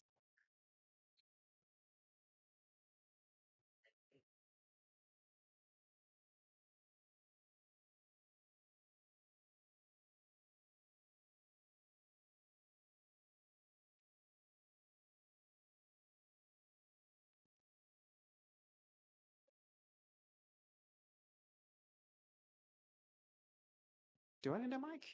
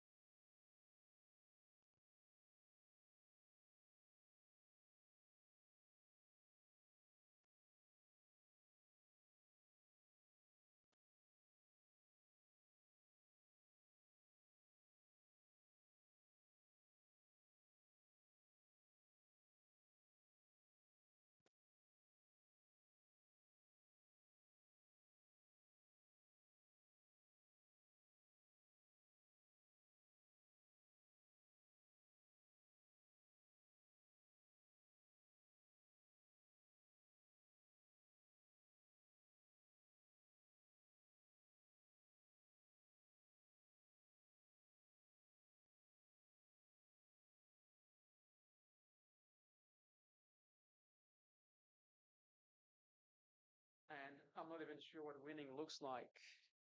But we've got two papers here, a paper from Zambia and Nigeria and Ghana. So I'll just do a brief intro to the presenters, and then we'll take it from there. So we've got Aidan Barlow, who is a lecturer at the International Development at the University of Bath in the UK. His research focuses on temporalities of resource extraction in Southern and Eastern Africa. Is currently exploring political economy of critical minerals in Zambia. And we've got Abraham Minko, who is from the University of Istanbul. He works along the lines of green minerals, old power, things on lithium, influence of political elites, and all that. Is interested on peace and security, UN peacekeeping operation, and the like. You can see the full bio. I'm not going to go through all the details. And then joining us online will be Yanis Rini, who is the Paris-Saclay University. He's a doctoral researcher interested in the political economy of global north-south relationship, the architecture of financing just transition and decarbonization in Africa. So because we are squeezed with time, I still hope we can do 15 minutes, but if you can do less than that, perhaps 12, 13, so that we get a healthy Q&A, I think will be nice. So we'll go with the Aidan first. Thank you very much. Can we just get the slides loaded up, please? Perfect. Thank you. Okay, yeah, thank you very much. So yeah, my name is Aidan. I'm a lecturer at the University of Bath in the UK. And today I'm talking about battery power development, mining green windows of opportunity in Zambia.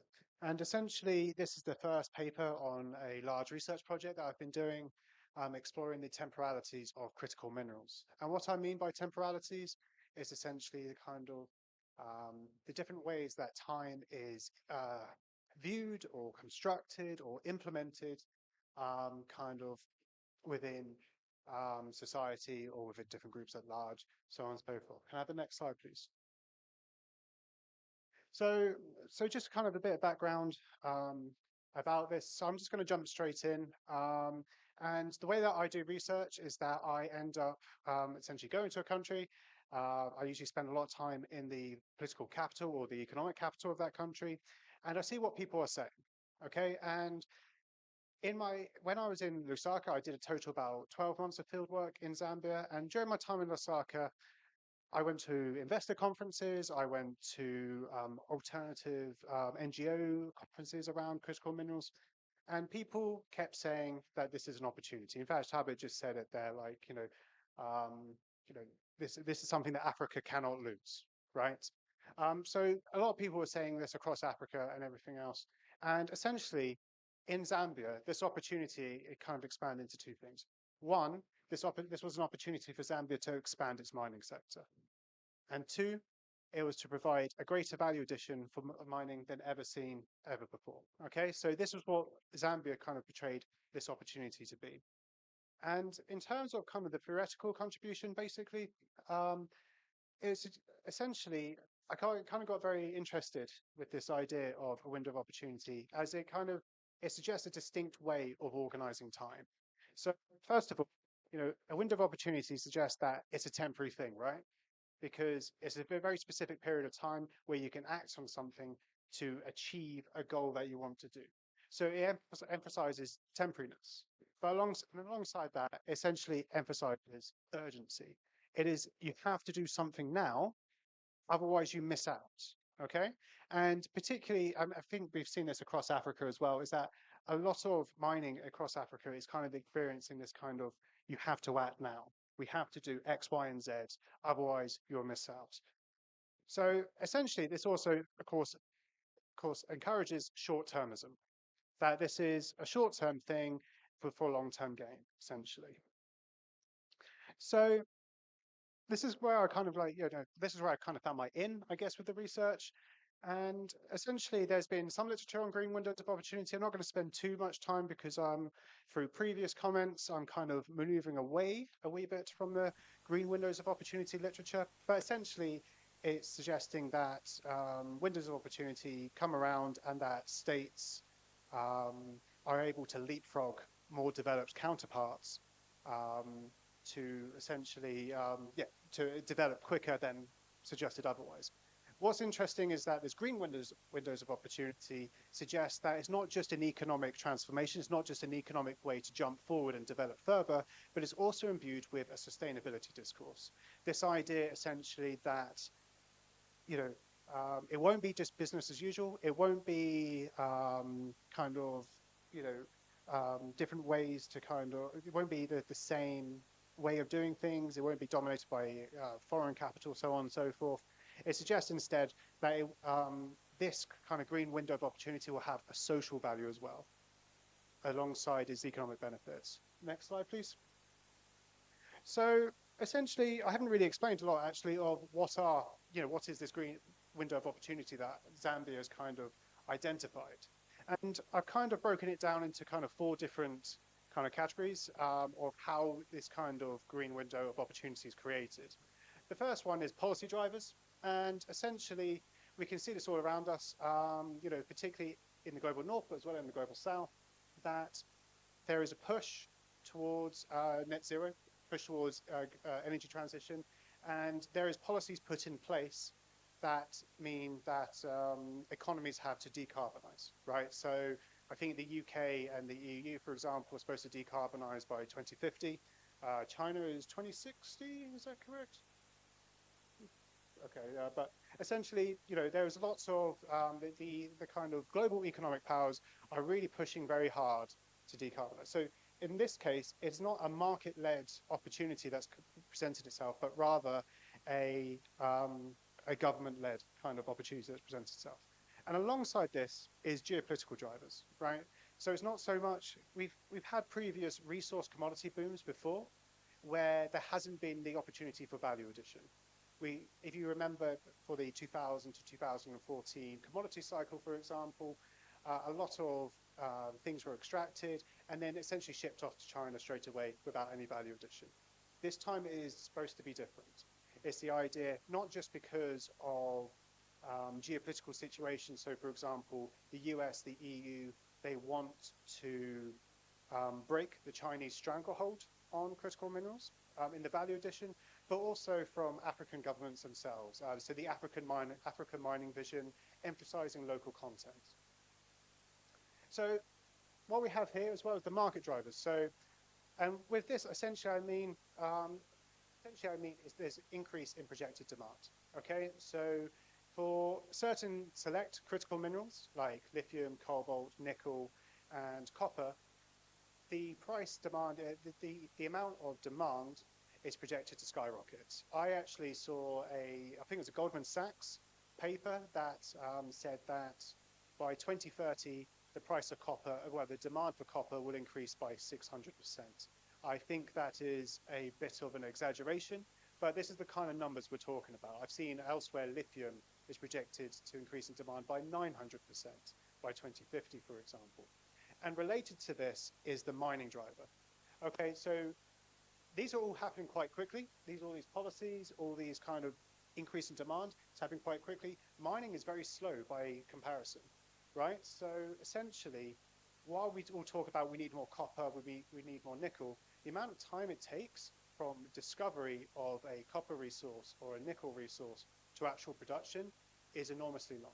So the average time it takes from discovery of a copper deposit to producing that copper in full-scale industrial mining is 18 years.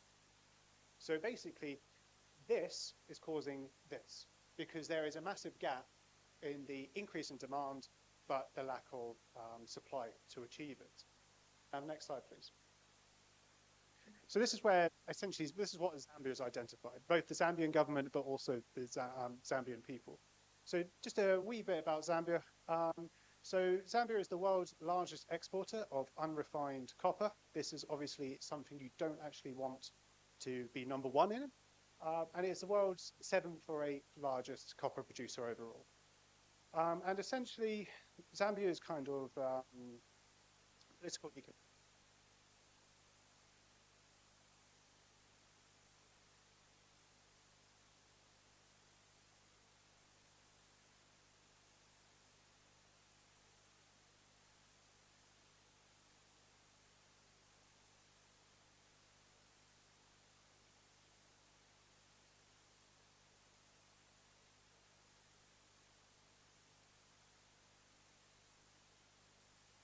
Aim number one was to invite as much FDI in the country as possible. And the aim number two was to add as much value to the product as possible. The thing is that these two main aims are actually quite contradictory. FDI famously quite hates government intervention, particularly around local content or kind of forced value addition within country. The thing is that the projected rise in demand of critical minerals has suggested that both things are possible. Next slide, please.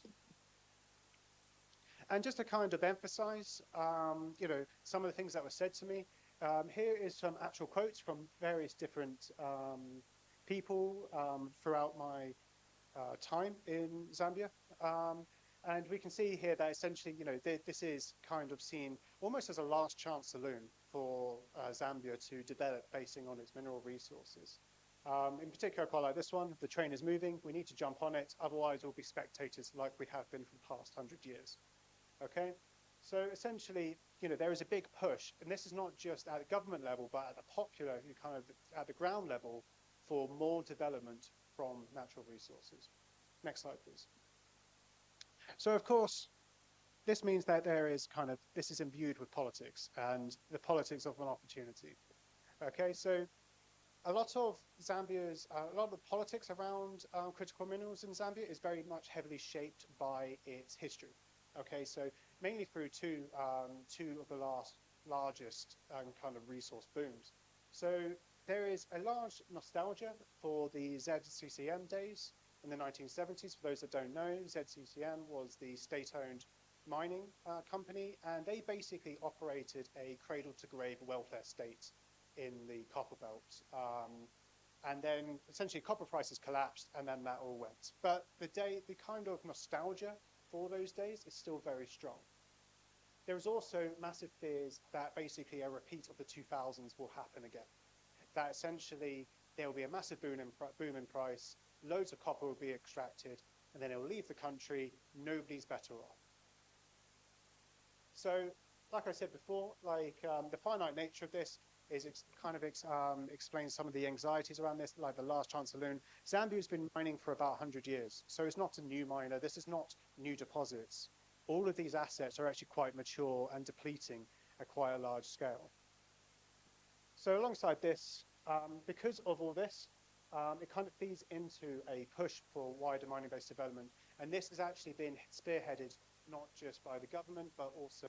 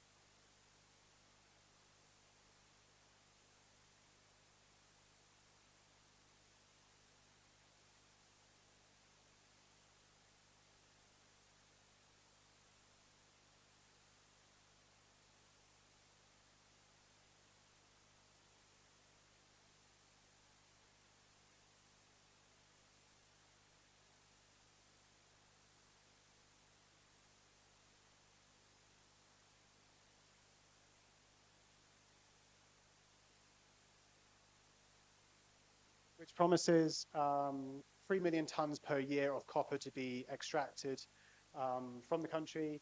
This is up from 800,000 tons a year. So this is a massive rise. It'd actually make it the second largest copper producer in the world at current extracted rates. Next slide, please. Oh, okay, I'm going to crack on. Okay, so essentially, what I've argued is that the window of opportunity has allowed Zambia to pursue policies that it's actually wanted to pursue for ages. It's increased the policy space of acceptable policies in front of international capital, so on and so forth. So essentially, a lot of the policies have kind of strategies have revolved around increasing resource ownership. There's been big contestation between the 30% ownership of new new critical mineral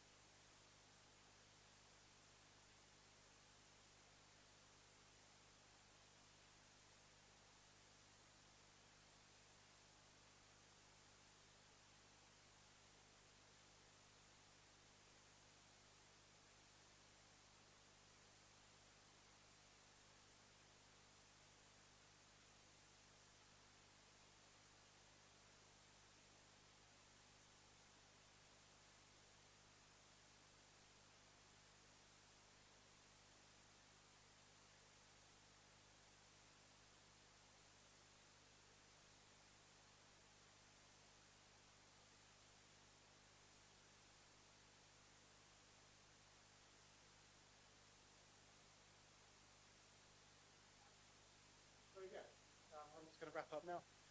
Yes, don't worry, I'm sorry, man. And so, yeah, it's essentially, there's lots to talk about how this time will be different, how Africa needs to win this time. However, in my experience and what I've seen in Zambia, is that this is pretty much just all talk. In fact, a lot of the kind of the push factors for critical minerals are actually going to make it harder to achieve this time. It will be different. Okay, and I'll leave there because I'm already way over time. Sorry. Cheers, guys. Thanks a lot, Aidan. Plenty to talk there. Issues of state capacity, politics of agency, politics of nostalgia. There was a quite depressing story this week from the New York Times that the State Department, the American government, is considering withdrawing financial support for the HIV program if the US doesn't get access to critical minerals just last week. So I think there's so much going on. But we have to move on. And Abraham, you're ready to go? And I then hope we can get to some of those things in Q&A. I'll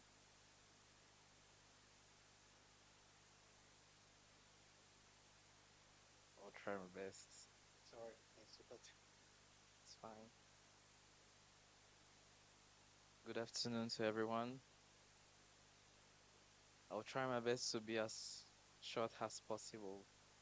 Please, IT.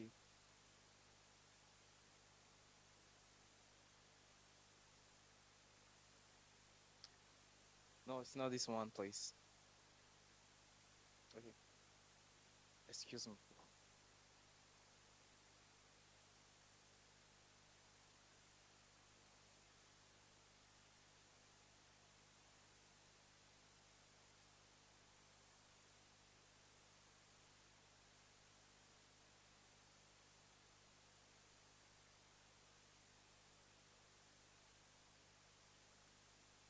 Sorry. So, good afternoon once again. So today we are going to talk about green minerals, oil power, how lithium and cobalt politics are rewiring elite energy transition. So this presentation basically explores how lithium and cobalt politics are reshaping elites' influence and policy bargains in DRC within the broader context of the global energy transition. The study situates green minerals at the center of contemporary geopolitical and domestic political transformations. And the central argument is that the energy transition is not merely a technological shift toward renewables, but deeply political process shaped by power struggles, elite coalitions, economic interests. Critical minerals are redefining authority, governance, and distributional outcomes. And by examining the DRC case study as a strategic site of global decarbonization, the research highlights how mineral governance influences states' capacity, institutional reform, and also prospect for distributive justice in resource-dependent states. Next slide, please. So the background about these green minerals and global decarbonization in the DRC is that lithium and cobalt are central to renewable energy technologies, particularly batteries for electric vehicles and energy storage system. Also, global narratives frame these minerals as essential for achieving net zero emissions and reducing also fossil fuel dependence. Next slide, please. So the core research question is that how do cobalt and lithium extraction regimes influence policy change, elite coalitions, and distributive justice in the DRC in the energy transition framework? This question connects mineral governance to broader institutional transformation. Next slide, please. So the theoretical framework is that the study adopts a political economy framework integrating theories of resource governance, elite bargaining, and policy feedback. This framework allows for a systematic analysis of how institutions mediate power and also interest. Next slide, please. So the energy transition in the DRC is conceptualized as a contested political process rather than a purely technical shift. And competing actors struggle over regulatory control, taxation, and industrial strategy.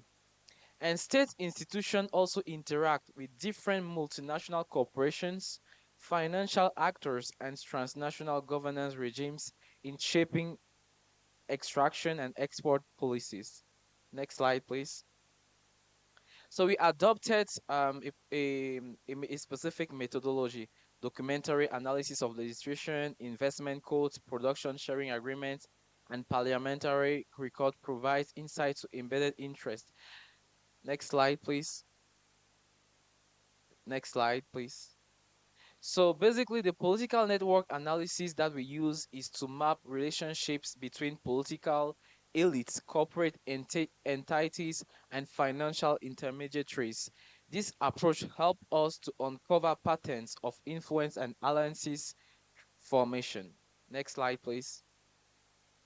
So, at the subnational governance and distributive outcome, the study conducted comparative subnational analysis of key mining provinces to assess variation in governance, quality, and distributive outcome.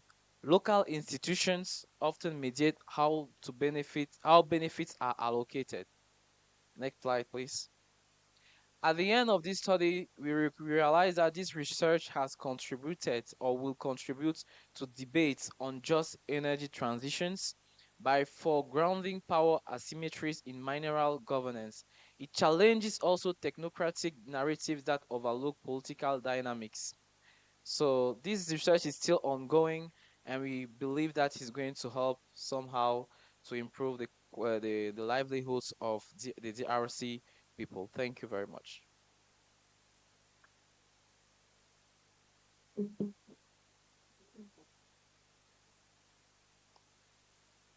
This was very fast. Is this a PhD proposal, if I may ask, or a paper in?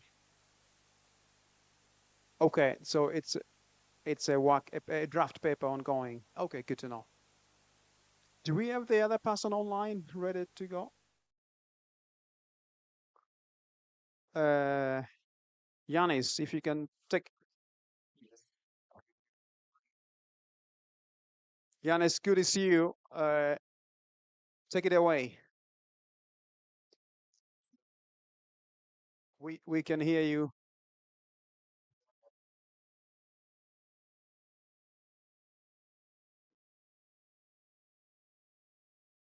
Can we get the slide on at the same time? Sure.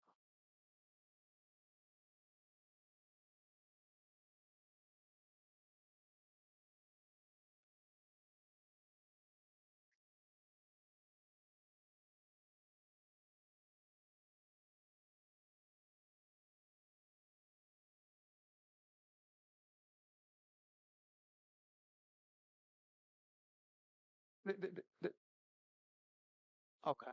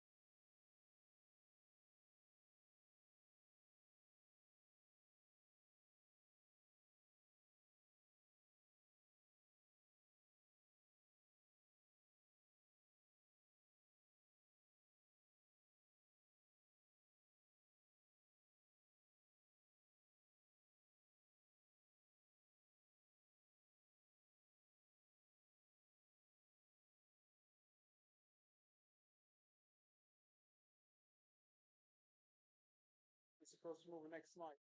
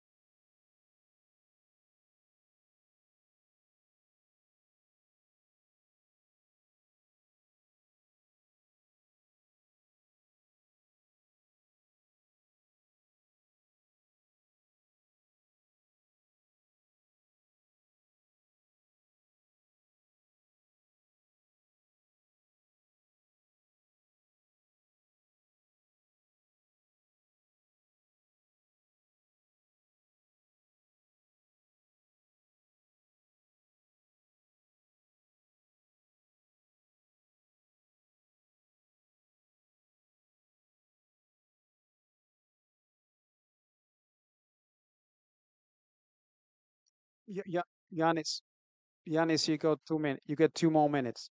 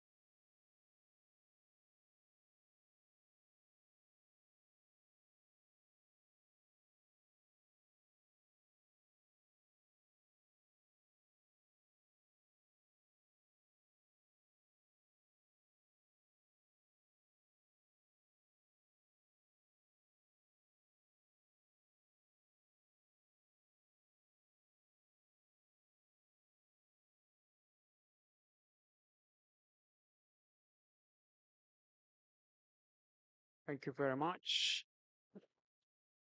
Thank you very much, Yanis. The floor is open. I will not entertain comments now. Question strict for the next.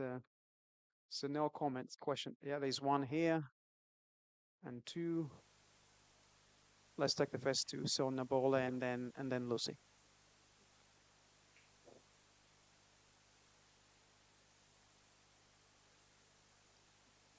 To what extent have you found in the course of your research and field work that a resource-based nationalist approach is being used to explain Zambia's strategy? Thank you. Thank you very much to all three speakers for your talks. I have a specific question for Aidan. I was really interested when you mentioned that there was an attempt or a proposal to create an EV battery chain in the DRC and Zambia, and I'd just be interested in knowing more about that.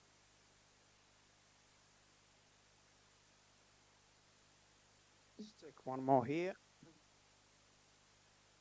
Thank you very much. I'm also directing my question to Aidan. So, from your research, what do you see as the possible recommendations? What is needed to make sure that what we see as an opportunity is really turned into an opportunity? Because I think from the presentation, he said they think that it's an opportunity, but there are challenges. But what can be done to make sure that that opportunity is realized? Thank you. Okay, before we get to Aidan, I've got two more one to Abraham and Yanis. So, Abraham, quite fascinating talk on DRC, and I understand this is a study that is very much in its early days. But I was expecting to hear anything about Jessamine, the DRC state-owned miner, which is quite a huge player in DR Congo. It didn't feature at all in your presentation, so it'd be nice to hear if there's anything to do with the Congolese state-owned miner Jessamine. I'm saying that the DR Congo state-owned mining company is quite an influential player in the critical mineral space, and I was expecting, that's kind of my area of research, so I was expecting to hear that. Perhaps maybe your study has nothing to do with it. So if it's not there, feel free to. Okay, that's fair enough. And then Yanis, I think there's quite a lot of literature on what people call accumulation by decarbonization, which I suppose is a lot of what you're talking about. Have you come across any of that? So you'll tell us a little bit later. But Aidan first, and then we'll get to the second round, and then. Thank you very much for your questions. I'll just do them in order. So in terms of a resource nationalist approach and kind of how that influences the strategy, I think it really does. I think it's quite interesting. Obviously, HH was elected to reverse a lot of what Lungu did, who was very heavily resource nationalist. But I actually think as time goes on, I think there's just there's a kind of a drift that way anyway, quite natural within the government, but also in the state bureaucracy. And this has obviously been heavily influenced by stuff like Africa Mining Vision and stuff like that. So in terms of a resource nationalist like how it's influenced things, I think it's really heavily influenced things. I think the question remains is, I guess what I kind of alluded to there was how much could they get away with? That's the question. I think what a window of opportunity does is kind of expands the policy space of what can be considered acceptable, not just in Zambia, but also by donors and by MNCs, because essentially with the increased prices, of course, they're like, and just related to that point as well, is I've talked to a lot of different stakeholders across Zambia, and everyone's very excited except the large mining players. They're not looking forward to it, actually. And I think that's really interesting, and it is because of this resource nationalist stuff. So yeah, like I would say it's got a heavy influence, but like I said before, like I think it's a question of how much can they get away with. Like that's what, if it was up to them, I'm sure it would just be ZCCM is back, and we are doing cradle to grave welfare states. Let's go for it. But of course, there was a lot of things are trying to stop that as well. So yeah. In terms of the second question about, so yeah, there's an attempted EV value chain. It's in very early stages between the DRC and Zambia, and this is also backed by America and by the EU. And essentially, this is all very, very early stages. And I had to cut some stuff out, and I had to get rid of that basically to talk about that. But I would say that this is my personal opinion is I think this is more of an aspiration than a concrete strategy, to be honest. The economies of scale aren't there. I mean, more developed economies, both in Sweden and in the UK, have tried and failed to set up a battery manufacturing plant, right? And then they're trying to do it in the DRC and Zambia, where you need, these factories, they need enormous amounts of energy, and they need to go 24/7. Zambia's just gone through an energy crisis. Like you didn't get power for 18, 19 hours a day, and that's the current situation. If you add a EV battery on top of that, it just you'd have to use the entire national grid just to fuel that. So I would say that it's definitely something that is quite popular. Obviously it kind of makes good headlines, and there is some sort of superpower interest, particularly by the US and by EU. I still think it's more of an aspiration than a concrete goal. I think what will end up happening is that they go for more direct mineral beneficiation stuff rather than EV batteries for cars. Because that was the aim, but I don't think it's going to happen anytime soon, to be honest. I think the structural constraints are just too much. I think that geopolitics in some states, in some cases, is upstaging economics, but I don't think by that much. So. And then finally, on to the last question. in terms of recommendations of what can be done, I guess I'll answer this in kind of two stages. So, and it doesn't actually kind of come across in that presentation, particularly with the last slide I shared. But you know, Zambia on one hand is following a very logical strategy. They're not they HH has said that you know the mining sector is open for everyone, and you can actually see that throughout so there's players from all over the world moving into Zambia. It's not like they are just tied to China or America or the EU. And I think actually on that note, it's important to realize, particularly because I did work in Zambia in the mining sector before Trump got elected and after Trump's got elected. And I think it'd be wrong to see the Western bloc as monolithic now, because there is now obviously deep divisions between European partners and American partners. And we can even see that with the UK, for example. The UK has been left out for a lot of these things, which I've talked to people at FCDO, and they're very unhappy about that. But at the same time, you know, so yeah. So I think Zambia, on the one hand, the economic strategy, just being open for everyone, increasing that competition, is the right strategy to do. I think the problem comes in the detail, and this is where you know it's quite easy to do a policy based on paper, but then of course when it reaches the reality of political economy, there is interest groups and everything like that. And I think you know one of the biggest kind of power brokers in Zambia is still the mining industry itself. You know, like even with the, you know, they threatened 30. No, Zambia said they want to do 30% ownership of all new, you know, all new critical mineral assets. You know, when that happened, a few days later, all the big mining players came out and said, "We won't invest in this country." So you can see that almost as an instant blocker to this kind of opportunity. So yeah, I would say that in terms of policy recommendations, I think they need to actually establish a local content strategy because they still haven't established that in law, and that's kind of going to and from with a lot of kind of different power kind of struggles and stuff like that. But actually having something codified, I think would help, you know, to start with, to see the kind of what are the rules of the game to start with, rather than just a bit of a free for all. And alongside that as well, like kind of a concrete CSR kind of law as well, because that's unrelated to kind of what I've been talking about today. But that's something as well that is kind of a bit of a free for all, to be honest. I think that's a good place to start. But also, I think there has to be kind of a recalculation, a dialogue between African governments and African societies and donor partners and MNCs. And this is particularly around ESG principles, I think. And it's quite difficult to say because I've obviously, you know, been talking about some of the things that have been left behind. But I remember somebody saying at one of the mining sector conferences is that Africa cares more about, you know, in terms of ESG, Africa cares more about the S, and Europe cares more about the E. And I think there is a big kind of divide in terms of when we talk about ESG principles about what's expected. And I think there needs to be clear and quite open dialogue about it. You know, I realize I probably would get stated by one of my fellow panelists because I'm talking about basically a green sacrifice zone. But I think there has to be some sort of dialogue about, you know, is there priority on the environmental? Is there priority on the social? Because at the moment, there's just too much of a mismatch. So, thank you. Giannis, you want to respond to the question, or you? Yeah. Yes, please go ahead.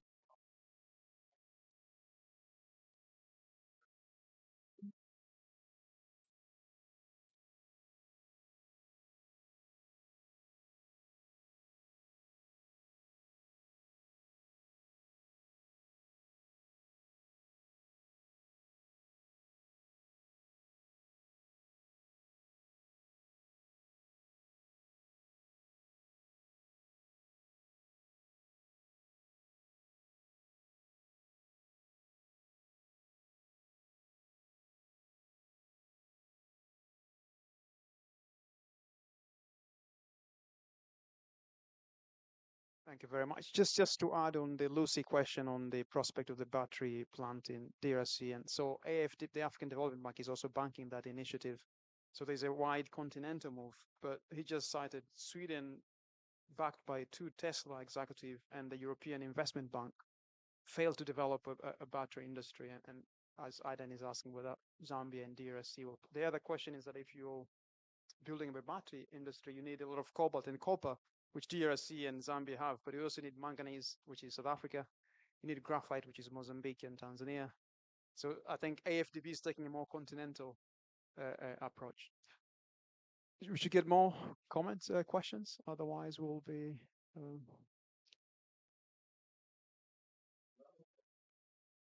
Yes. Somebody online. Somebody. Go ahead. Go ahead.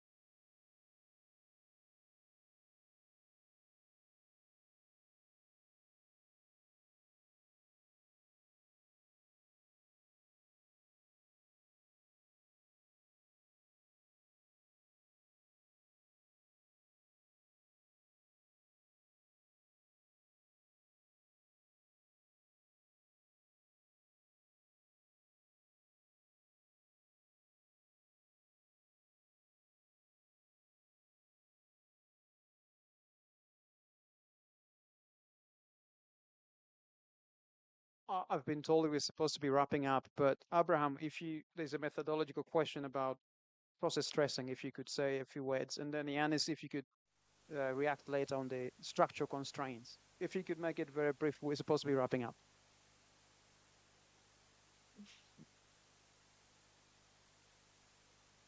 Thank you very much for your question. So the process tracing I talk about is meant to be between 2010 and 2025, and it's made up of documentary analysis of legislation, investment codes, production sharing agreements, and parliamentary records. And we are going to use quantitative analysis. That means the research analysis, trade data, royalty payment, tax revenue flows, and contract transparency disclosures to assess the distribution of mineral wealth. I hope I've been able to give an answer to your question. Thank you. Yanis, you want to say something on the structural constraints?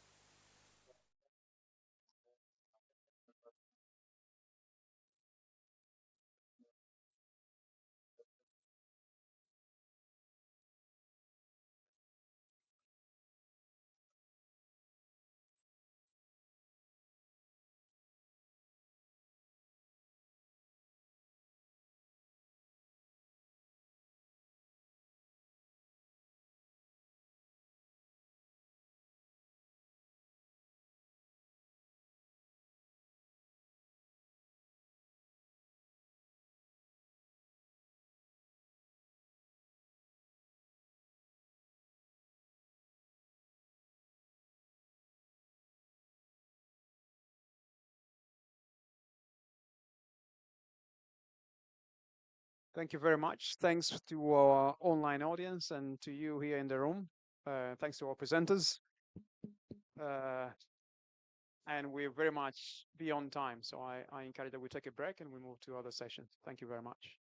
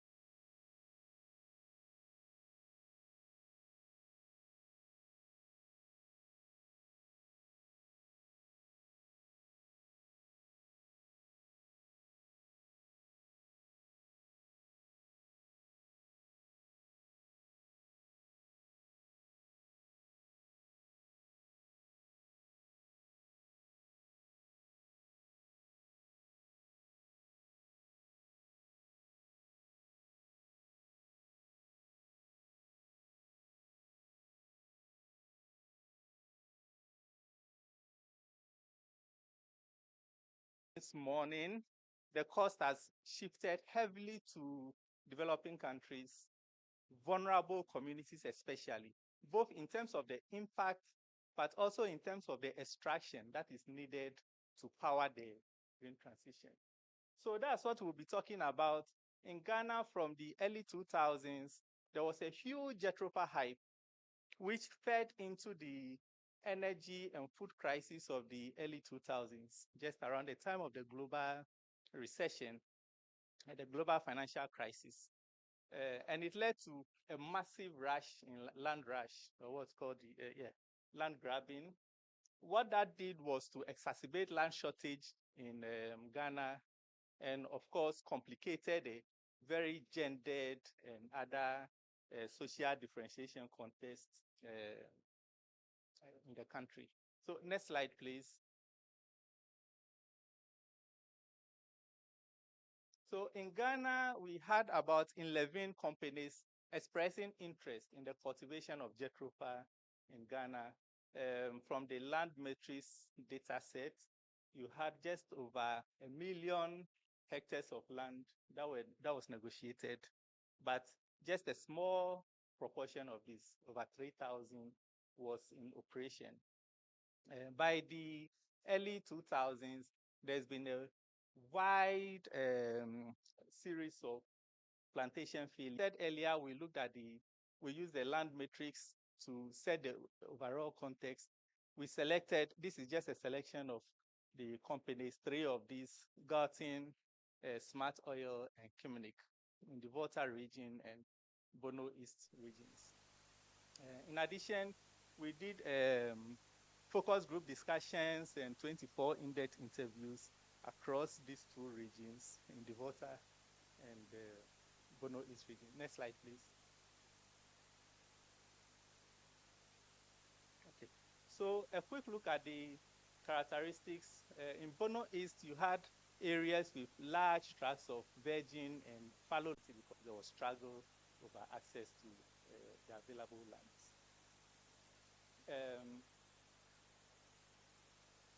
So in both regions, migrants enjoy usufructual rights prior to the arrival of the biofuel investments. In the Bono East region, in the land use regime, you had the sub-chiefs who can grant access to lands, but the paramount chief was the one who issued paramount chief list was issued by the paramount chief. Paramount chief can override the lands that have been issued by the sub-chiefs. In the Volta region, land was collectively owned by families. But then because of, here's another issue that came up, the establishment of the land secretariats, which was encouraged by the World Bank.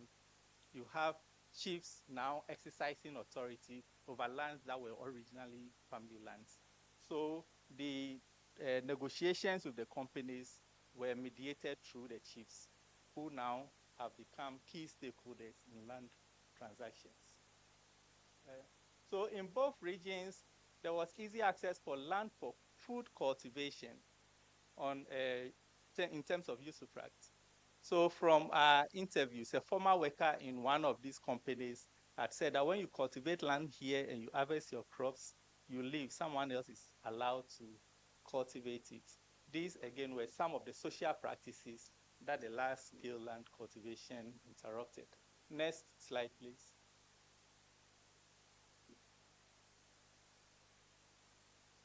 All right, so in both communities, the land transaction were widely embraced, which you think is counterintuitive because both within the communities, the risks of land alienation and dispossession was recognized. Of course, in the literature, it's also been widely discussed. What drove this embrace of the companies was agrarian distress. You know, if you go to any of the agricultural communities, one of the main features is what could be described as the abandonment of the states, both in terms of physical infrastructure. Physically getting to these places is difficult, but you have a limited presence of the state, a limited presence in the social and economic life of the state. So within these communities, these investments were seen as a kind of harbinger of development. So it's going to trigger local economic development, bring jobs for the youth, and extra income earning opportunities for people. And in fact, the expectation was so high that for some people, in anticipation for improved wages, they sold their crops, which were still growing on the land before it was ready for harvest, expectation of jobs. Of course, eventually the plantations closed because they were beset by a number of issues. Land litigations were one of the main triggers. But then the Jatropha hype and the biofuel hype in general was driven by speculation. It was a very highly financialized process. And many of the investors had no experience in agriculture at all. So, of course, there were operational and financing issues which led to the collapse of the project. Now, for the communities where these projects were located, they ended up with, of course, dashed hopes. 5 minutes, okay. So even for those who were, the very few who got employment in these companies, remuneration was very low. And then, of course, not as much job was available for them as they had thought. And the investment in the communities in the form of corporate social responsibility, which has become so popularized here as a way of fostering community development out of the view of the state, was also negligible. The departure of the companies was as fraudulent as many of the negotiations that led to the establishment of the investment itself. So one worker said, we were paid every 2 weeks. At one point, we had to work for many weeks without being paid. And when they eventually went to follow up on it, they realized there was no one to question. They just up and left. Next slide, please. So post-closure, community members are now in this very liminal period where they have some access to the lands, In some areas, they have to negotiate with caretakers who have been remotely employed by the companies. And so some displaced farmers now have access to this land. Just to read some of the quotes here. One said, when the company was there, I was not getting enough land to farm. Now the company is gone, they have access. There's been some unintended consequences, especially for women, and I want to emphasize this gender part. In the Bono East region, women initially couldn't cultivate yam because the lands that were good for yam cultivation had trees which required a lot of labor to cut. But the company cleared all of this land. So now that the company had gone, women have access to those lands for planting. Of course, now the access is there, but it's very insecure because in Bono East region specifically, they still hold the title to the land they can retain. There's still litigation ongoing. And the customary land secretariat, as I mentioned earlier, the chiefs now play a key role here. They've decided if the case is ruled in their favor, they'll release the land to another investor. So community members have access to the land, but only on the provisional basis. Next slide, please. Okay, so I'll conclude on this slide. Like I said earlier, the consequences of the land grab here, as well as the closure, has led to some unanticipated consequences. In this case, for instance, women's increased access to land, but in the context of increased vulnerability. Large tracts of land is still banked again, so the vulnerability remains, and agrarian distress, which we can very directly link to the crisis of neoliberalism, which has been escalating in Ghana since the 1980s. And so to conclude, we ask the clean energy transition is currently being driven on a capitalist logic, and conclusion is that it's going to reproduce the same colonial patterns of extraction, dispossession, and social fragmentation. Thank you. Thank you very much, Kofi and Gertrude. That was really a fascinating presentation. So next up we have Elvis, but he's not here. So we have Gideon instead, are you a co-author on the paper? Oh, okay, all right. He didn't just randomly say, can you do mine? Okay, right. So I'll give you a wave at 5 minutes and 2 minutes, and you have 13.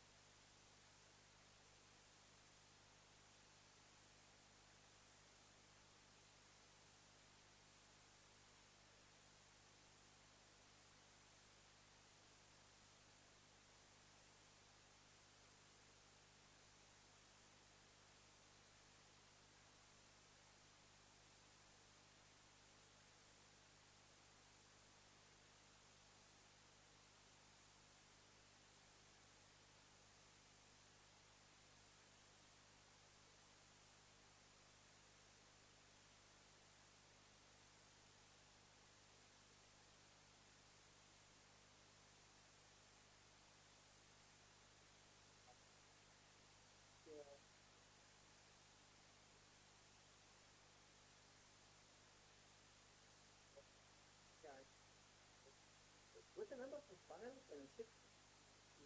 Yeah. Sorry. Five, six. Okay. Yeah, can you now or I have to try it now. If you can, right, right.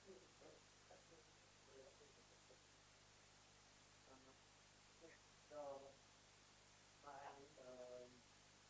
my presentation is one of ongoing project that looking at mobilization, anti-data center mobilization, which is quite heterogeneous. So you have a NIMBY effect, but you also have mobilization stemming out of environmental concerns, other from sort of a specialized backlash, for instance, protest against Microsoft data centers, partnering with the IDF. Demonstration have been but the mobilization have been recently in the Netherlands. So, but what I'm interested in, at least for this paper, is the material churn in AI. So, looking at the material dimension of AI, there have been discussion on data justice, algorithmic justice, but what about AI infrastructure justice? What about the energy requirements of AI? What about the water requirements of AI? What about all what has been discussed also this morning regarding to the hardware footprint, the resource extractions? So my point is essentially that understanding AI's material impact, data center material impact is crucial for understanding the alignment of digital transformation and climate and sustainability goals. So again, I wanted to show you that data center essentially is not just about servers, but is part of a broader supply chains that rely on the clean tech, heavily on the clean tech sector. So it's divided in white space, where you have servers, the racks with the servers, and gray space, which includes switchers and coolers and supporting devices. And this is crucial because in the case that I was going to describe, I will be talking about the digital investment facilities of the European Union, which is part of Global Gateway, is a way through which the European Union is trying to advance an alternative model to a different alternative model of a twin transition, alternative to Chinese or US-based big tech, something that essentially advanced the interest of EU companies, mainly from Germany and France, companies that were leading, for instance, in the pharmaceutical sector, because they are active in the refrigeration space, and now they're being leaders in the data center space, such as Siemens or Schneider. And also another visualization showing the mutual shaping of green energy transition policies and AI and DC investment booms.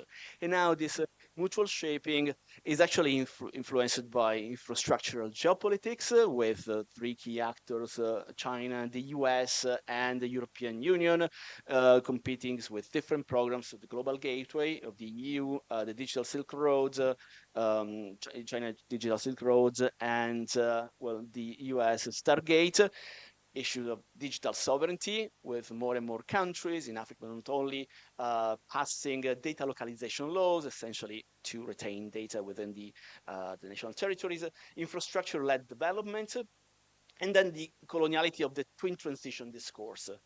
So, and essentially, this is what I want to address in the kind of conceptual contribution I want to bring. The fact that, again, a twin transition has been an object of criticism, particularly for its top-down approach, very often related to donors' conditionalities, and with scholars such as Pressos, essentially contesting this very idea of transition and showing and arguing, in fact, that different energy sources are overlapped over the time. So historically, energy source infrastructures have exactly overlapped rather than replaced each other. And this is what is very clear in the operation of big tech, claiming to be carbon neutral, but then forced to adopt fossil fuel in order to compete with other companies in this AI race. So essentially, moving the signpost in terms of decarbonization, and this against a backdrop of huge investment expectations of return on investment. So just the expectation for 2026 are of $650 billion in AI. Just Google has announced investment in the near future of up $1 trillion, and over $3 trillion are expected in capital expenditure on the next years. Meanwhile, the energy requirements of data centers and AI is attracting the interest, including by the International Energy Agency, and the organization. They have projected. I had a lot of figures to show you, but I can share the slides if you want. So essentially, to show the projected energy consumption of data centers and AI infrastructures.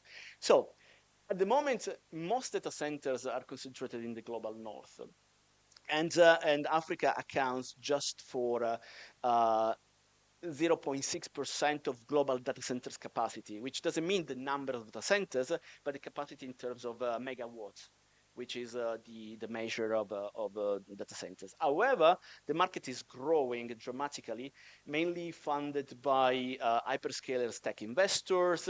Then we have private equities, asset management firms are dominant in these fields, sovereign public investments, development finance institutions, banks, and private operator and invested capitals. And emerging markets, at the moment, most data center, most capacities in South Africa, but booming markets are Nigeria, Kenya, Egypt, Morocco, Ghana, Ivory Coast, and in Gabon.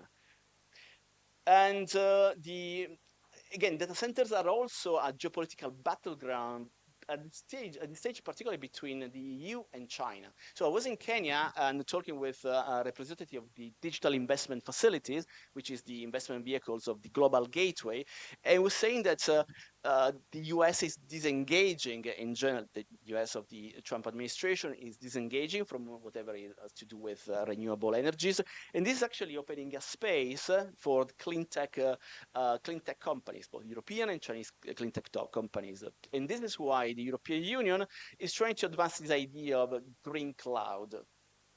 But again, particularly to advance the interest of the European clean tech sector. So there's a portfolio of initiatives at the moment, starting from the Olkaria EcoCloud data centers in Naivasha, which is supposed to be the first geothermal powered data centers in Africa, and other hydropower data centers in northern Uganda and Ethiopia. But and we see that in general this also reshaping the energy market in Africa, with companies such as Google or Amazon using this approach. Bring your own energy is called. So they're building essentially massive energy infrastructures. We have the case of Amazon essentially building a massive solar farm in the Northern Cape, but since the data centers are in Johannesburg, Western Cape, transmission line essentially to put energy into the grid and then taking from the grid. And essentially this points at different research trajectories. So the first is really to, if you want to frame this issue in terms of justice and fairness, the first is to go beyond the infrastructure gap. So instead of looking just at the gap in terms of capacity between Africa and the rest of the world, the question should be, what is who really benefits from this AI infrastructure? I mean, it's just a way to offload negative externalities of data centers onto context because of mobilization in the global north. Also considering that training data centers require resources that actually has in the scarce availability in the global north, land, energy, and a favorable political climate. So and this also creates a risk of new dependencies on non-African clean tech firms, since again, Siemens, Schneider are dominant in this field, and issues also related to twin transition-based donor conditionalities to support decarbonization and digital sovereignty, mainly for the benefits of minority world firms, and twin transition as a space of capital accumulation, and also the need to consider the influence of tech firms and big tech, which are also penetrating the utility space in shaping the design and implementation of green transition strategies. Thank you.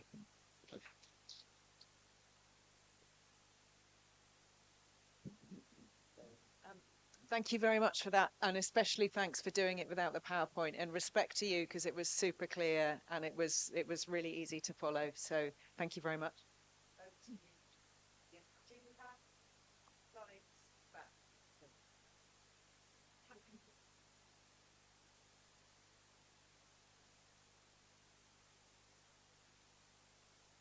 All right, thank you very much. I'll be presenting this work with two of my co-authors, Elvis and Shinge, who are currently not here. A little bit of context. So this was a background paper that we wrote for the African Center for Economic Transformation, I think about 2 years ago, when they wanted to have a report on gender and structural transformation in Africa. And currently, we are trying to turn it into a paper. And what I'm going to be talking about is going to follow this structure. So first, start with a much broader introduction. I lay the foundation of the objective, and then we start looking into bits and pieces of it. Now, but also to create a much even better context to this work. So this work has two structures or two parts. So the first part is that we first try to interrogate what the whole idea about structural change is within the context of conventional perspective, whereby we are just trying to make sense of sectorial shifts. So as it's been understood in economics, or at least within the industrial economics literature that I come from. So more or less, the whole idea is that within an economy, so there's what we consider the engine of growth. And of course, this engine of growth is basically the manufacturing sector. So based on the first, second, and the third Caldus law that has several ideas. So then the whole idea about structural change is that a growth enhancing structural change starts first from the agricultural sector, moves to the manufacturing, and then moves to the services. So, but unfortunately also what we have been seeing in the context of African countries is that there's been this unique pattern of structural change where we are rather seeing, instead of like labor resources moving from agri manufacturing to services, we are more or less like seeing a pattern that they are migrating from agricultural to services, which is more or less like what we call premature deindustrialization. So the first idea of this paper first is to interrogate what does this unique pattern of structural change or structural transformation we are seeing in Africa have within the context of gender employment balance. And then the second then is that we try to also see energy transition, especially changes in the energy system, the green energy transition technology, as a new form of structural change, structural transformation that is happening. And we are also trying to make sense, what does this mean also in terms of achieving gender employment balance? Now, what is the underlying idea? So the underlying idea, if we first go, to the first idea about the structural change, there's the infamous hypothesis that structural change is not really favorable for women. So it starts first, like they appear in the agrarian economy, and then over time they disappear, and then later they appear. So that's more or less about the hypothesis. So the fundamental idea is that it's not favoring women. And then, of course, the second idea also about energy transition in general, not just green energy transition, is that energy systems are not really gender neutral. It has an aspect of gender. So what we are now trying to make sense is, within the context of this new energy transition that we're experiencing, is it also helping African countries to address the gender employment balance? And if it's not, or if there is that conception that it does, what are also some of the underlying structural challenges that can either enhance or impair this dynamics? So this is the fundamental idea about that. So the next slide. This is what the first aspect of the paper, and then this is the second aspect of the paper. So now, to look at the first aspect of the paper is purely quantitative, but simple econometrics. Here, we are not really bothered about endogeneity issue, reverse causality. No, we are just trying to look at simple linear relationship to see what it emerges. And then in the second aspect of the paper is also more of like qualitative and exploratory, where we basically do a comprehensive literature review to understand the energy and gender relation in change implication. And then we go further then also to do some kind of like case study in South Africa and also in Ghana to more or less like give flesh to what we are thinking. So the next slide.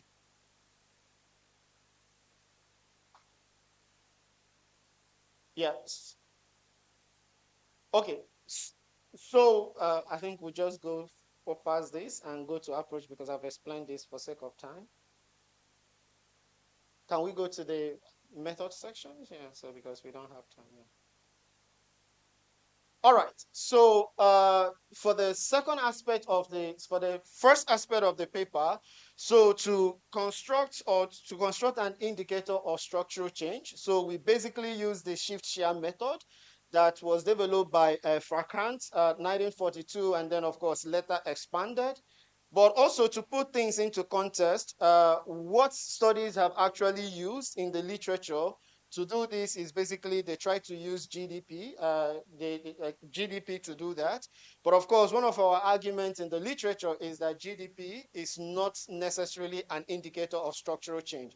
Why? We can have growth in GDP that is not necessarily driven by changes in the manufacturing sector.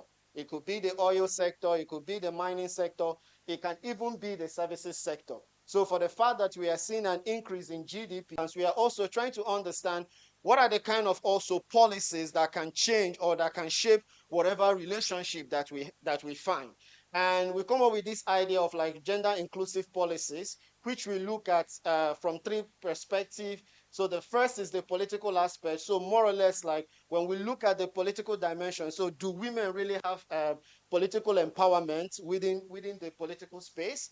We also have the aspect of the social, whereby we are more or less like trying to see the opportunities, the economic opportunities that women have within the economic space. And last but not the least, more or less like whether they have also access to state businesses and whether they have access to property rights. Next slide.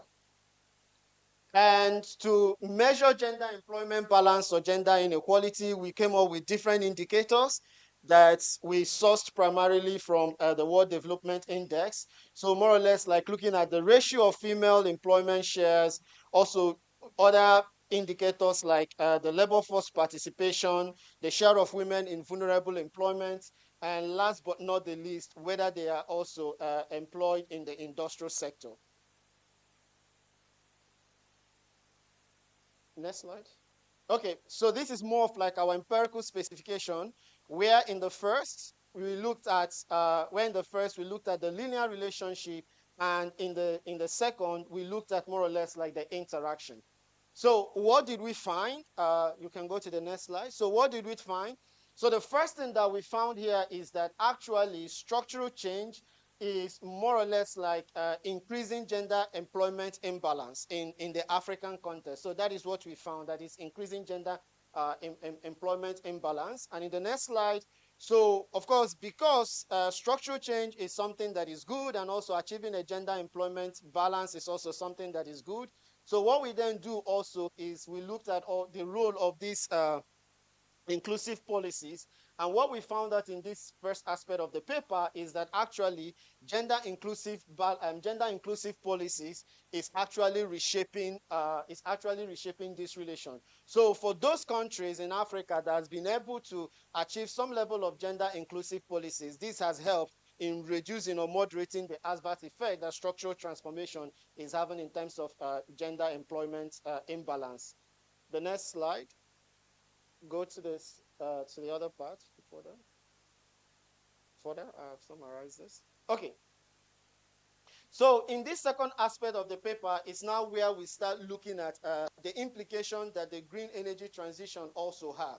So trying to find out whether this whether the whole idea about green transition is more or less also going to lead to going to increase gender employment imbalance, or is actually going to reduce it. So through a comprehensive literature review, the next slide.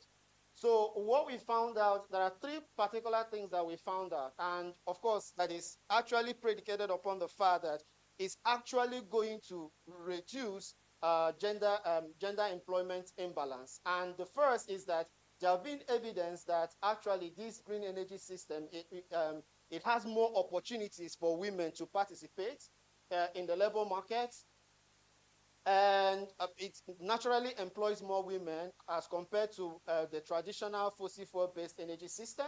The second being that it gives opportunity for women's entrepreneurship, which we are of course seeing in off-grids, and there are evidence for this maybe in places like Kenya and stuff. And last but not the least also is that it has a substitution effect, in the sense that because of the efficiency and because of other benefits that it has, then women are also able to do some of their unpaid roles effectively and all that. So, however, but despite this also, what we also found out in the literature is that there are also some structural inequalities that actually exist. So the idea then becomes that even though that there are all these opportunities that the green energy transition can offer in terms of reducing gender employment imbalance, if we don't address these structural inequalities that already exist, then they will actually reinforce it rather than achieving the main benefits. So the next slide. And so based on this, we then started asking ourselves some of the green industrial policies, some of the green energy policies that already existing in African countries. How have they been able to, start addressing some of these structural challenges, some of these structural barriers that we see? And to do this, we did a policy mapping focusing on South Africa and Ghana, looking at some of their policies. And we use this framework by the UNIDO to look across this dimension. So a quick summary of what we found out here is that some of these green policies, some of these green energy related policy are addressing this, but more or less like at the peripheral level. They are not really addressing it, in a most convincing way that actually changes the status quo. Now, based on this, we go to the last slide. So these are the analysis of the mapping that I just explained. So maybe we'll go to the framework. The framework. Exactly, yeah. No, just go back. Yeah, so based on the evidence, so one is that we have found out that this green energy transition, it has the power to reduce gender employment imbalance in Africa. But of course, there are also structural inequalities that are quite persistent that can actually reinforce this and stuff. And what we are now arguing is more or less that, okay, for us to really achieve this, then what we need is a transformative policy. Thank you, goodness. Our time is up, and we're going to coffee break. When we're back, we have the next session again. So I think we can continue the recommendation. Okay, if you have any more questions, some personal questions for you. Sorry to cut in, but we want to manage the time. Forgive my rude interruption, but please put your hands together for him and for our chair as well. So much. Let's go for tea break, coffee break. Right at the. This was the interesting part. It's interesting, yeah. Sorry. The shame. Well, I've been told we had an hour, so I. There are standing questions running out. So, an email and another thing. I know. We're trying to manage it. So just in my role as chair, thank you very much, everybody. I had thought we had an hour, which would have given us 10 minutes for questions, but we need to move on. So thanks so much to the speakers, and please do go up and ask some questions in the coffee break. We come down now. Thanks a lot.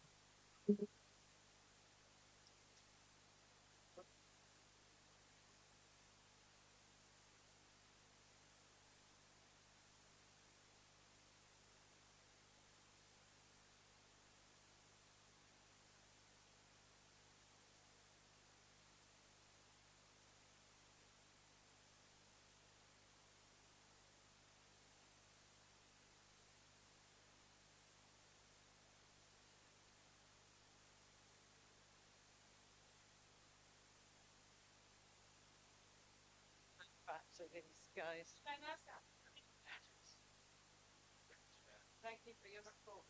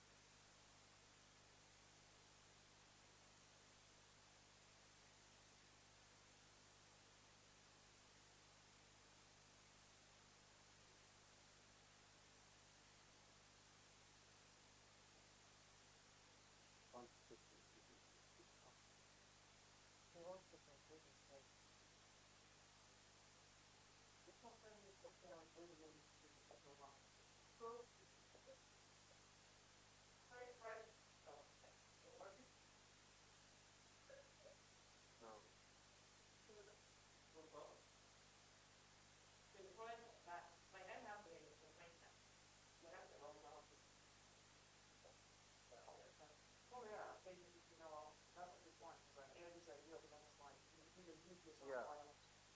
Then I can serve the time of saying next.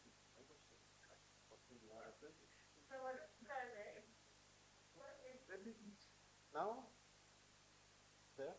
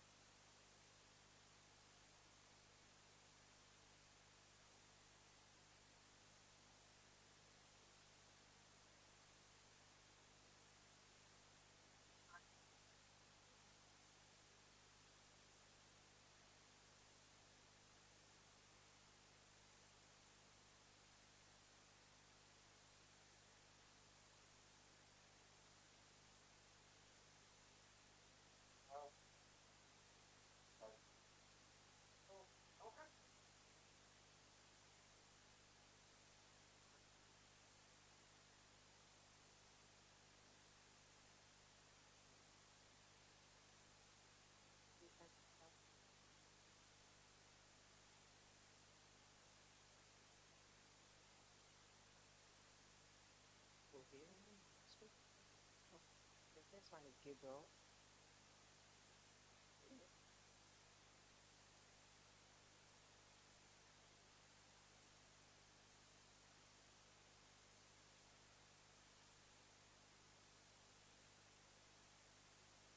For those of you waiting online, we're waiting for a couple of more minutes, so please bear with us.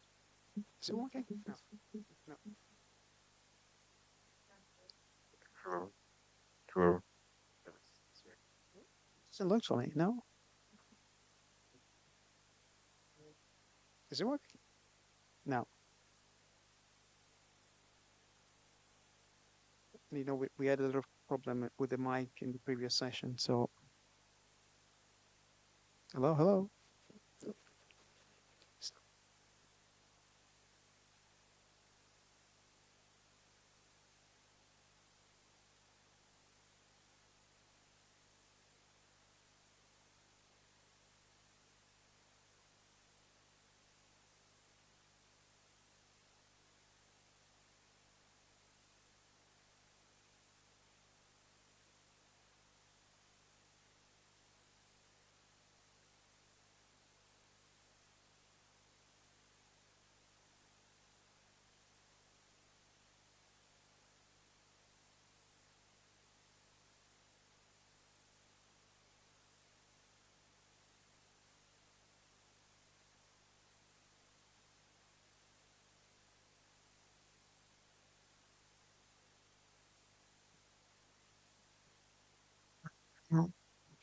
Hello.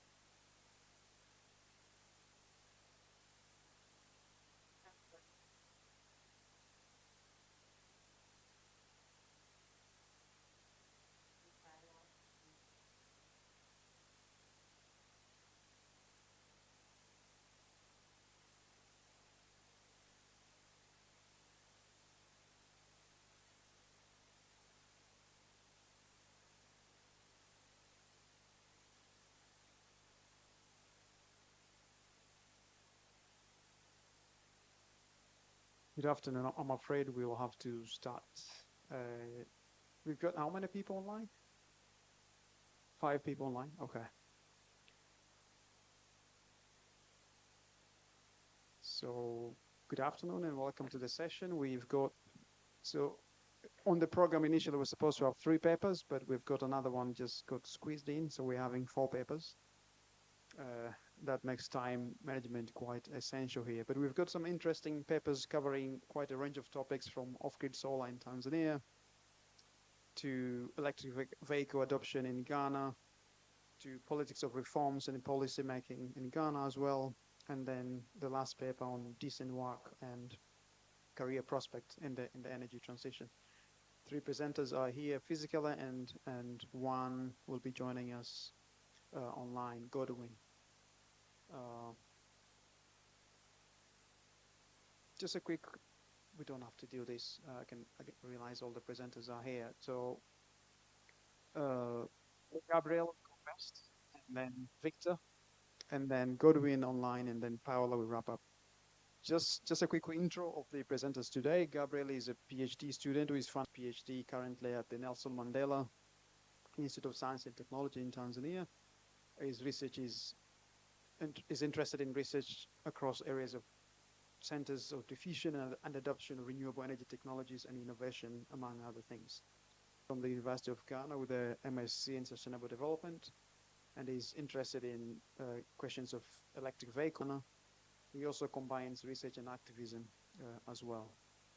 Godwin is a research and a legal practitioner. His research interest is in energy law and policy, and he's also a member of the Nigerian Law Association of Energy and Economics. Paola Eze holds a PhD in development studies from the Kwame Nkrumah University of Science and Technology. She works at the Ghana's Energy Commission, and she's interested in sustainability transition, technological capabilities, linkages. In 12 minutes, that will be much appreciated so that we can get to have maybe a healthy Q&A. Even less than that, the better. Gabriel, take it away. Thank you. As he has introduced me, my name is Gabriel Malima, and my interest is to look on the technology diffusions and adoptions in the off-grid sector. In the previous work, we worked on, we were looking at how multinational companies have impacted the local, have impacted the local firms in Tanzania. So later on, we came up with another work. Here we are looking specifically on the technology transfer channels, which channels are effective. So as I said, I'm with 3 people in this paper. It's a manuscript we have submitted, so it's under review. So if I get more comments from you, that also will be helpful. Can you go next? Just to give you a bit of a context, we understand that off-grid solar sector has experienced rapid expansion across sub-Saharan Africa. And actually it's driven by the persistence gap in the grid electricity access and the decline of cost of solar technologies. But also, if you look at where off-grid solar sector has been expanded rapidly, you will see the East Africa is one of the emerging area whereby it's now becoming like a global hub of off-grid solar sector development. And it's accounting for about 50% of global investment. And in Tanzania in particular, the sector has witnessed a significant growth since the 2010, with an increased deployment of home solar systems, Pico solar devices, as well as mini grids, particularly in the rural and underserved areas.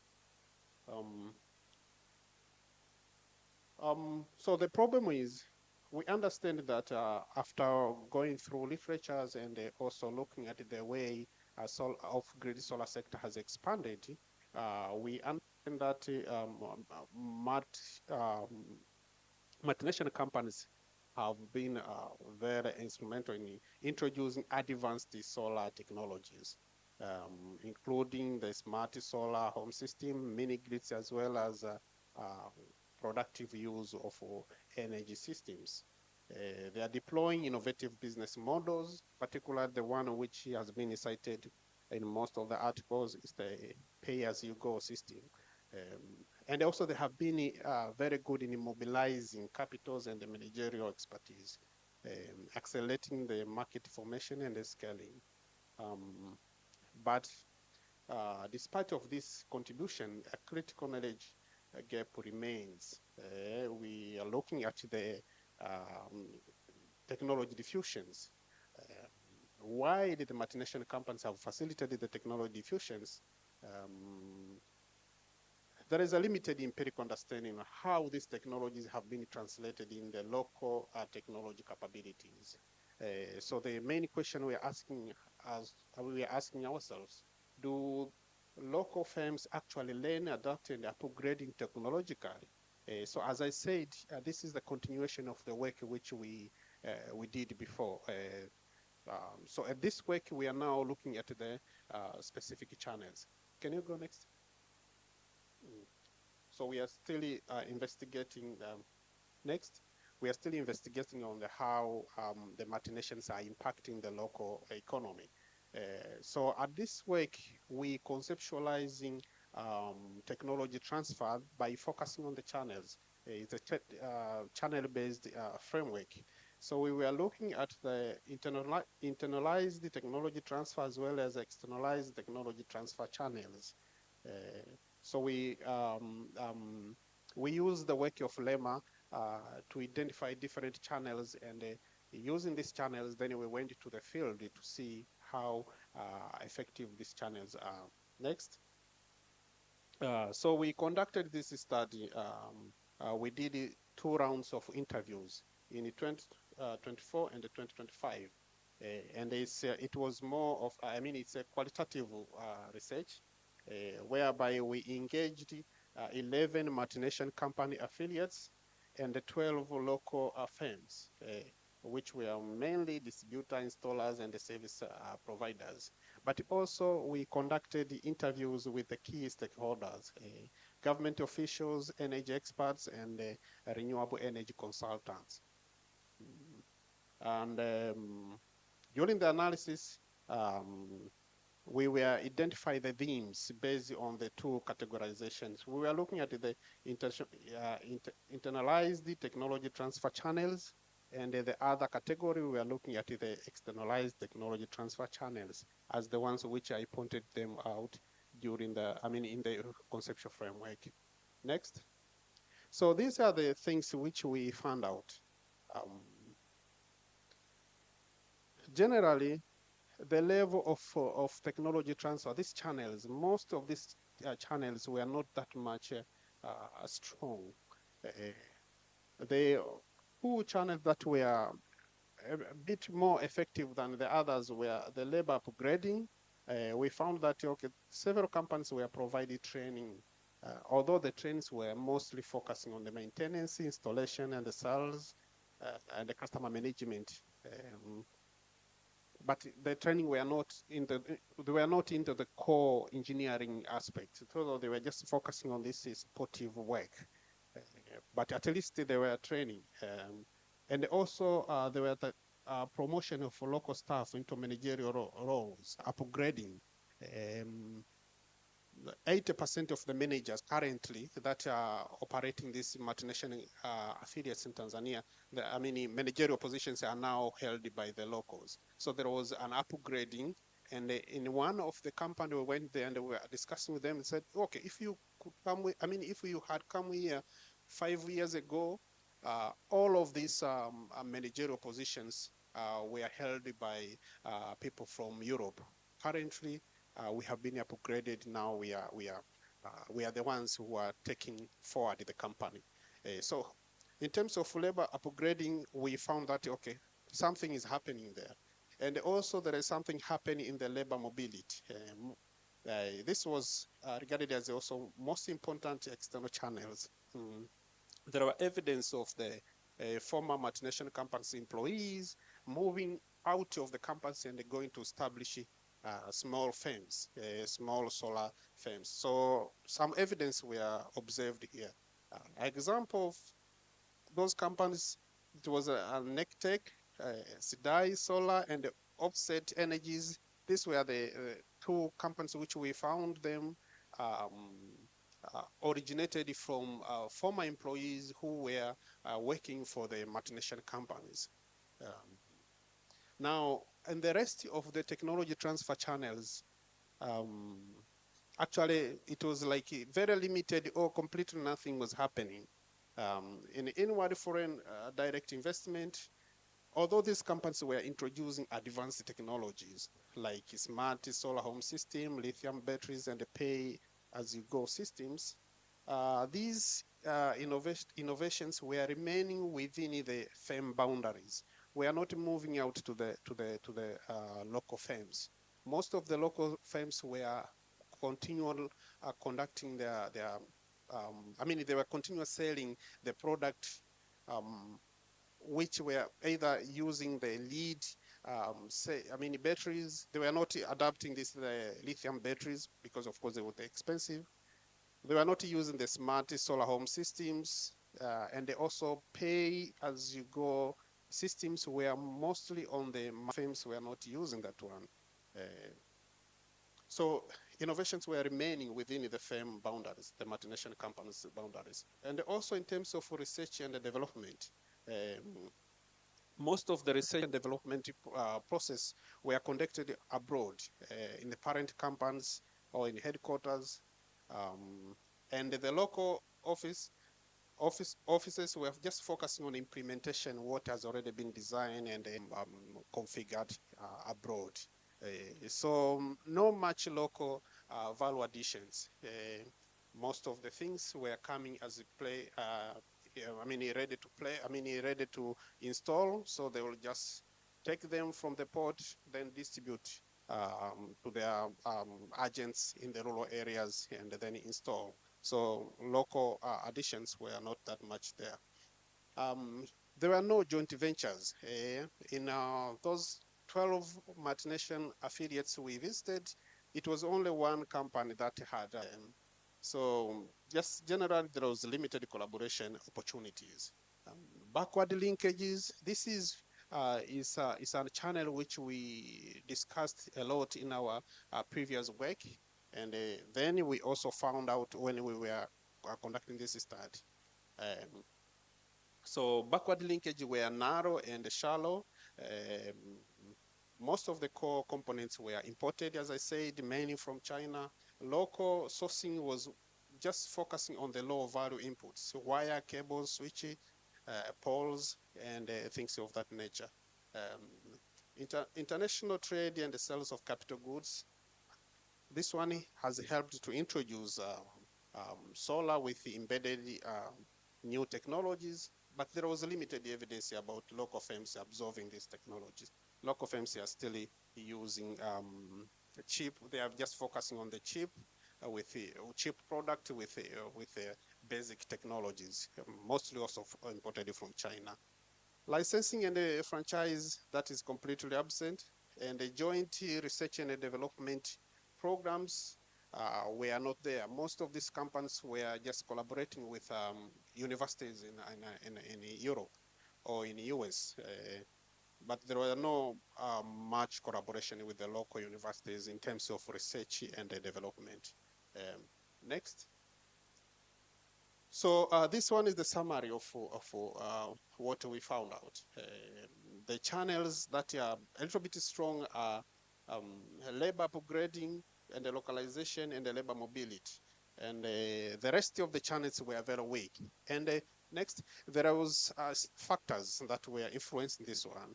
First of all, the companies were arguing that there is a local manufacturing base, so they can't really do some of the these channels, such as backward linkage. They can't source locally. But also, the model most of these companies have adopted vertical integrated models, whereby a company is controlling everything from importing these products up to the villages. They have their own agents in the villages, so there is no room for the local companies to integrate into this supply chain of the material. But also there was a lack of policy incentives. The local content requirement is not there, and also there is limited support for joint ventures between the multinational companies and the local companies. Even the company, even the project that are supported by the government, they don't have that component whereby multinational companies are required to have a collaboration with the local ones. So this channel, the channels, technology transfer channels are weak because of some of the, because of these factors. Next.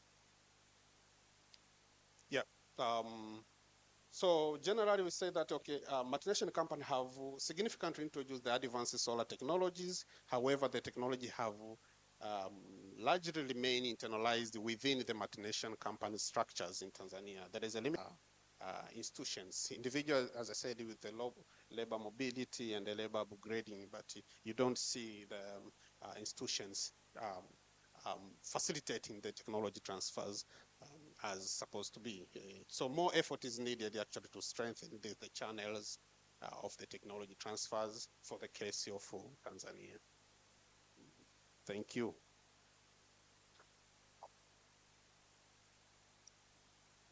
Thanks a lot, Gabriel. And yeah, we got Victor next. Can we load the PowerPoint so that we can save some time? Thank you very much. So my research focused on a SWOT analysis of electric vehicles in Ghana. This was part of my dissertation for my master's degree program, and I did it alongside another research that was ongoing by CEDA, which is a CSO that was also looking at electric 2 and 3-wheeler mobility. Next slide. So the outline, I'll take you from the background problem statement through to the recommendations of this study. Next. Okay, so for the background, we know that transportation, we know the effects transportation is having on greenhouse gas emissions in Ghana and globally. but in the Ghanaian context, this figure here shows the amount of petroleum products that our transportation sector consumes and translates directly to emissions. And also EPA, that's the Environmental Protection Authority in Ghana, estimates that if we are able to, it estimates that the transport sector contributes energy sector emissions and then 17% of total emissions in the country. Next slide. So now it's energy transition frameworks also shows that if we are able to switch, or if we are able to switch to electric mobility, vehicles are more efficient in terms of energy usage compared to ICE vehicles. And convenience, we have new emerging technologies. I made mention of the Okada, where they are now electric two-wheelers used for last mile traveling and also delivery services and shorter distance. And it's also cost effective. The studies will show that using electric vehicles, the operational cost especially, you're able to save more compared to using an ICE vehicle. Next slide. Next slide. Okay, so the problem statement is based on the sharp rise of the number of electric vehicles growing in Ghana. And so this rise is solely based on private interest and not government structures. And so weak political will, economic inefficiencies, infrastructural challenges, all these are now constraints that are faced, electric vehicle face, because now there is a lot of EVs in the system, but these challenges are there. And also literature gap, the study will contribute to literature and also boost confidence in electric mobility in Ghana. Next slide. So the significance of the study: contribute to sustainable development, serve as a critical guidance for policy formation, and also recommend structural changes and contribute to literature.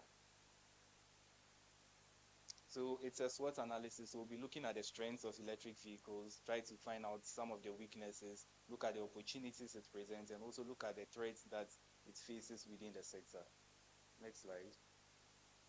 This is just a few literatures that I used during the study. This looks at electric vehicle from a sub-regional point of view, which shows, if you actually read the paper, you see that there is a lot of potential in terms of electricity generation in some countries, especially Ghana. We generate enough electricity to be able to support a shift to electric vehicles, but then structural great challenges and all those major barriers that hinders the growth. And this paper by Aito from KNUST also shows that it buttresses this, that we have the generation capacity to support even up to 1 million EVs.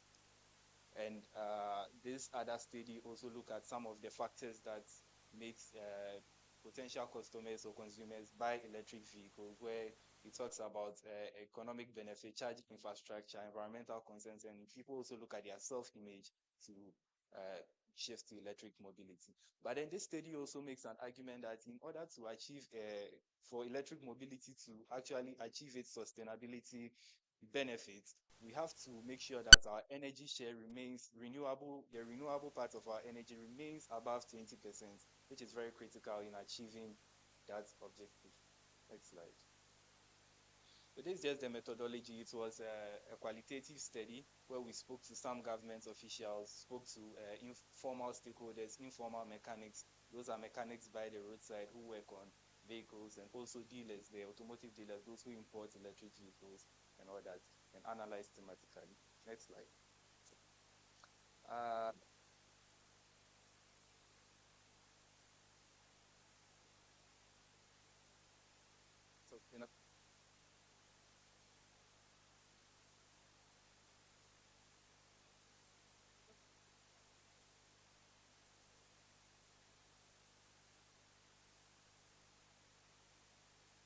hello. We also looked at the governance aspects of it.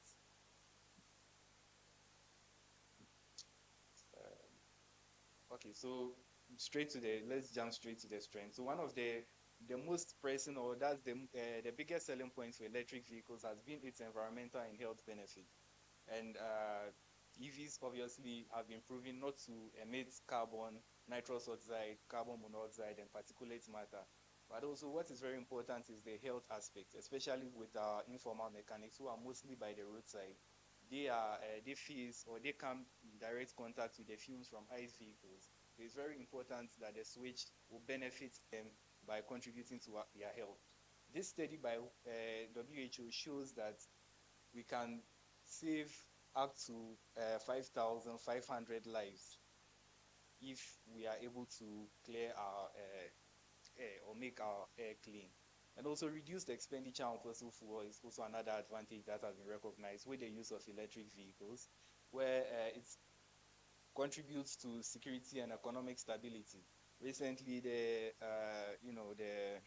disturbance in the Middle East has shown how vulnerable some of us are when it comes to the use of these fuels. But then, if we are able to switch to electric vehicles, where I can say we are sufficient in our electricity, will be safe.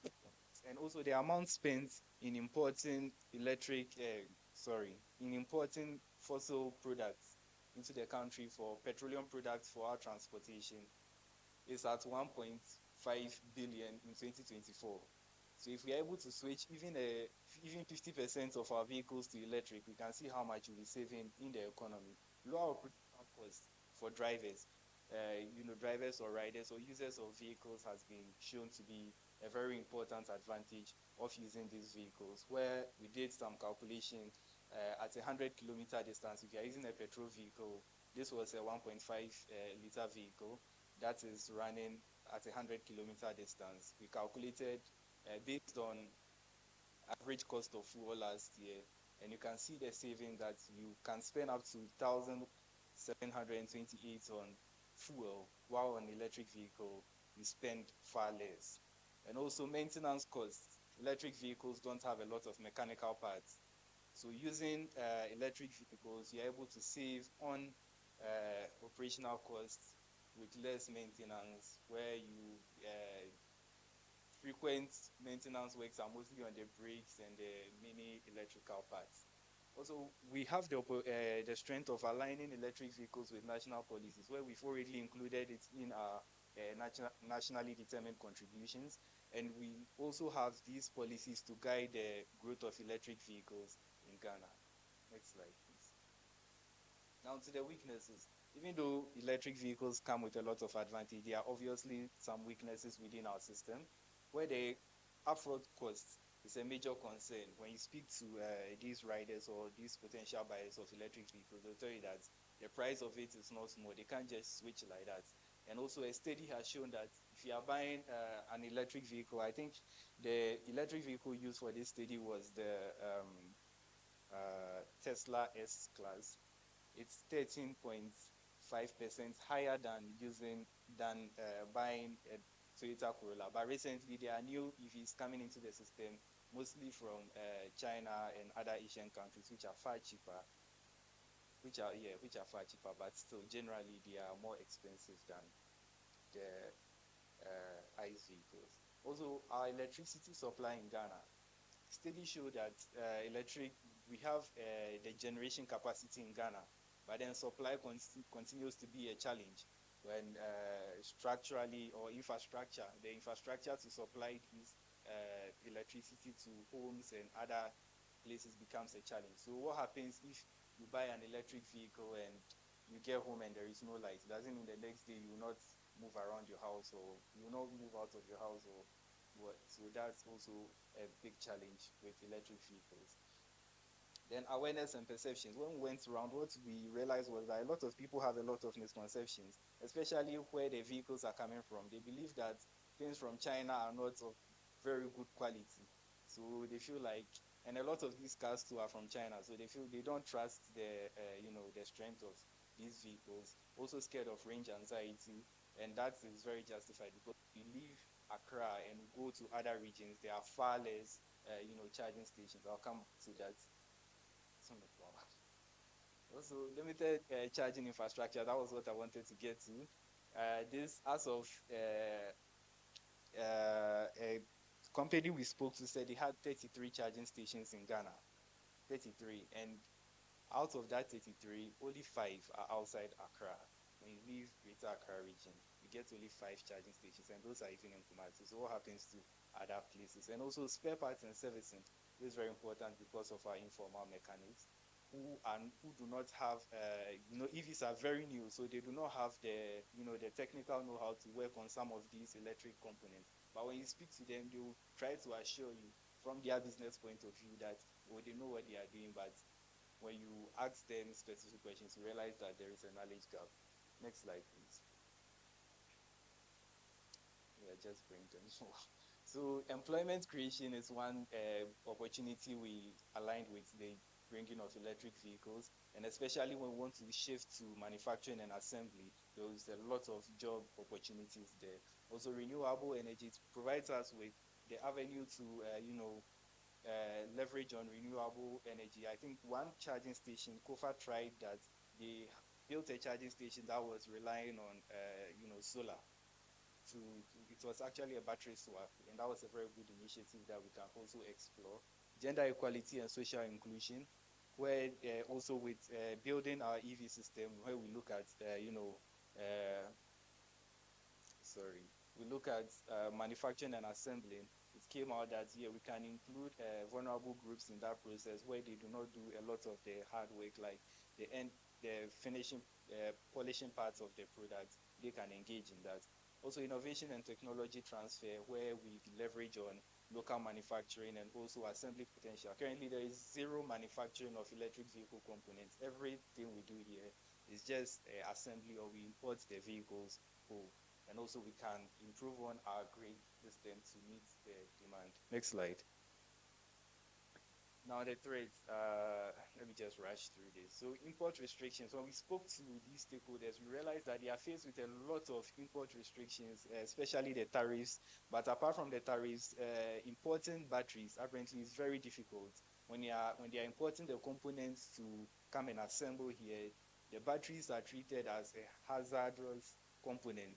So it imposes more tariffs on them and also creates more constraints on importation.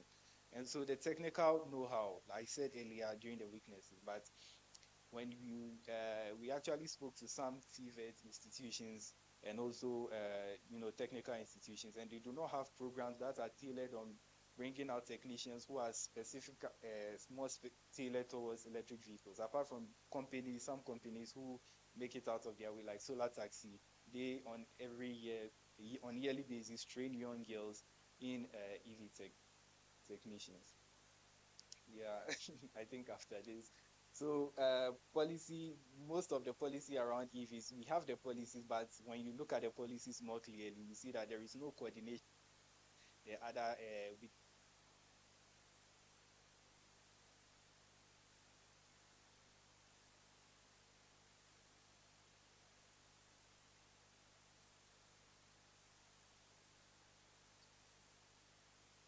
if we are not able to regulate the shift to electric vehicles, it can really affect our economy.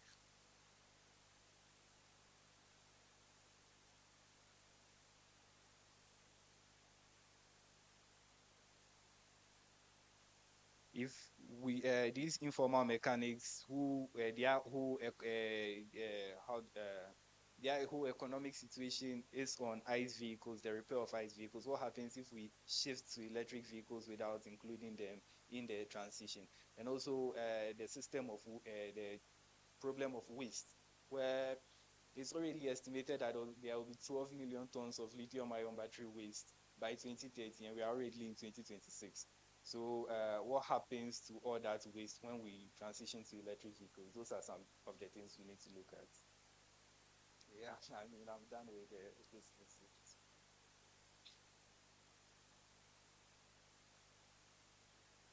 Thank you very much, Victor. Are we having Godwin online? Is he ready to go? Yes, please, I'm online. Okay, fantastic. Good. Do you wanna take it away? Go ahead. And you've got. Sure. Can you share his presentation? He's doing it for you. Just give him some time.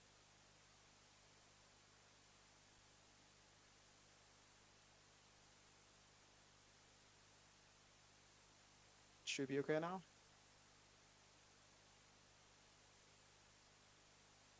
Godwin, you can go ahead and share now.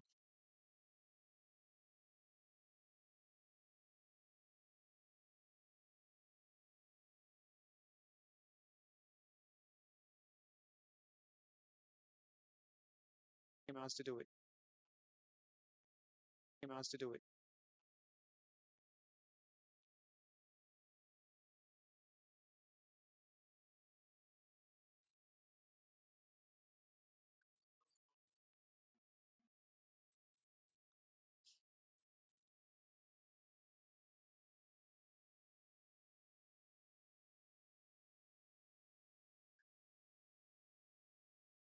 Yeah. Yeah, but you have to move your slide upwards to from the very. It's okay, but you'll have to go to slideshow and then move your slides all the way back to the first because we can see the end of it. Recommendations, not the.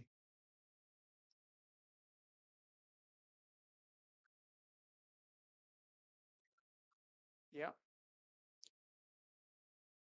If you go to it, if you can do that in 12 or 13 minutes, will that be okay?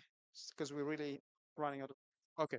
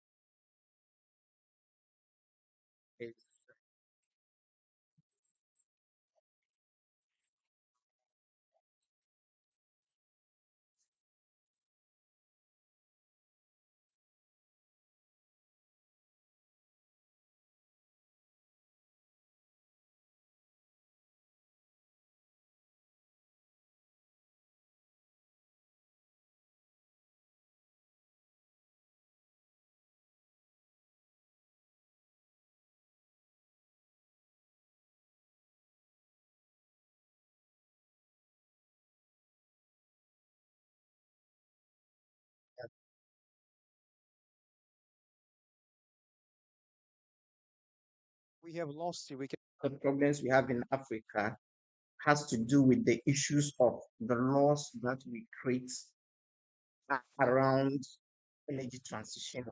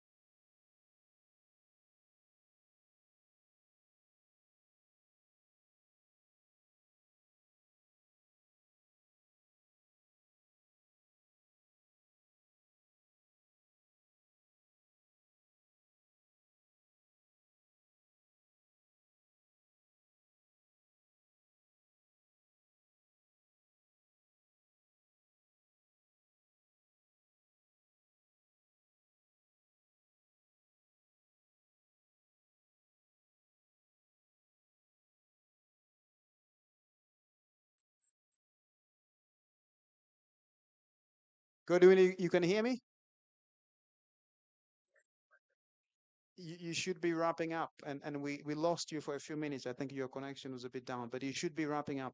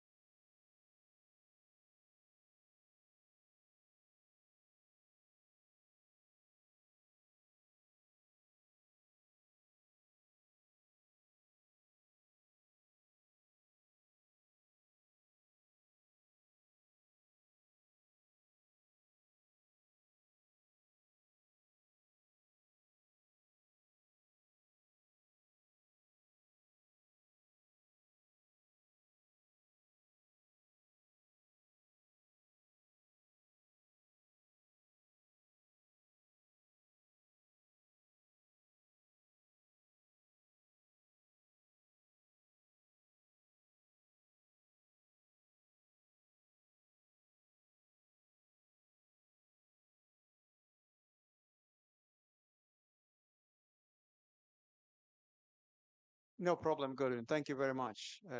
We are done, and I should get some reaction from the audience. I think we can afford to have at least a couple of questions. I know we are running out of time, but we should get some reactions.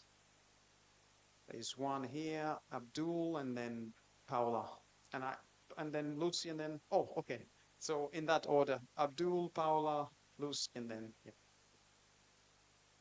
Okay, so I don't know whether he can hear me online because my question is to, can you hear me, sir? Godwin? Okay. No, no. So one of your, I mean, I think your first research objective or so was, to what extent have we been able to implement the Act, the 2011 Act? I just like to get a snappy response in terms of your, what did you find about it? One of the things that I recall about that Act was that it proposed the establishment of a renewable energy authority, right? It's been done. Okay. And for a very long time, I wasn't honestly hearing anything about it. I did understand that the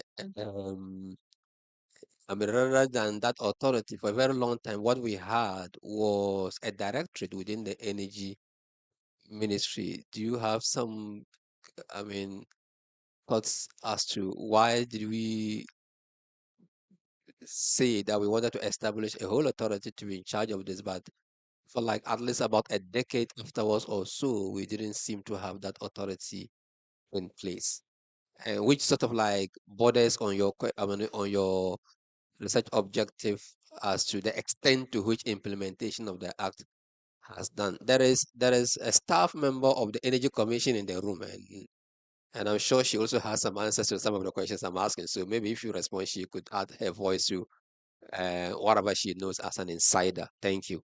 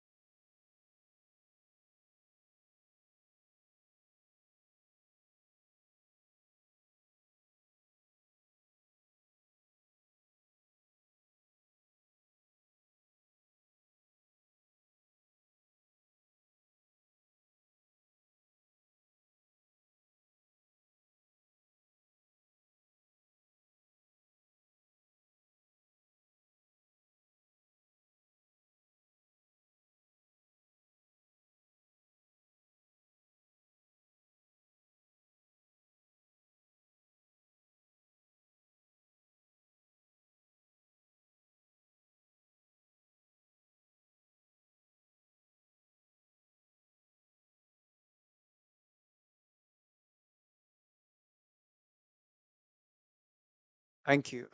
Paola, and then Lucy, and then up here. There's a problem with that microphone, so I don't know. So my question goes to Victor. I think your topic here is something about the mechanics. So I thought that you would have interviewed them to see if they themselves were even upgrading themselves towards providing services in the EV transition. But I didn't get anything from there. Aside you mentioning that Solar Taxi, for example, does internal training of its staff to offer services for its clients. Did you interview some of the traditional mechanics we have, and how are they positioning themselves to participate in the sector? Victor, if you can just hold on to the question, and then we'll take one from Lucy, and then the rest. I similarly had a question on mechanics, but I'll save that because time is running out and the point's been raised. So I just have one question for Gabrielle. And I was really interested when you talked about the joint venture with Jumeme, and I wondered if you could say a bit more about that and what they were making, what scale of off-grid solar. I'd just be interested to know more. Thank you. Okay, and then we got the final one here.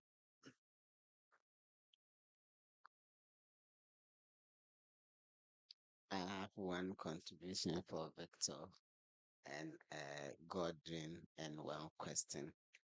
Victor. So 2 contribution and 1 question. Yes. You love to be really. Quick one. Okay, good. With Gordon, part of your work, I saw capacity building. I want to take you to Obuasi. Obuasi gold mine has been more than 100 years, but if you go to the township, you will not see a city or a town where this great mineral is being taken from. So maybe in your research, you can also propose capacity building, local capacity building and content creation. Maybe in your research, I'm suggesting that you can propose capacity building structures and systems where it can benefit the local people, because most of these companies, more times they bring their people outside, even sometimes including even food and water. So the local people do not get anything. So maybe in future research, if you can propose something for the local people. Then going to an adoption of the electric vehicles. The electric vehicles, I say it as beyond cars, because if you come to Ghana, the grid is there, road network. In the cities, our road.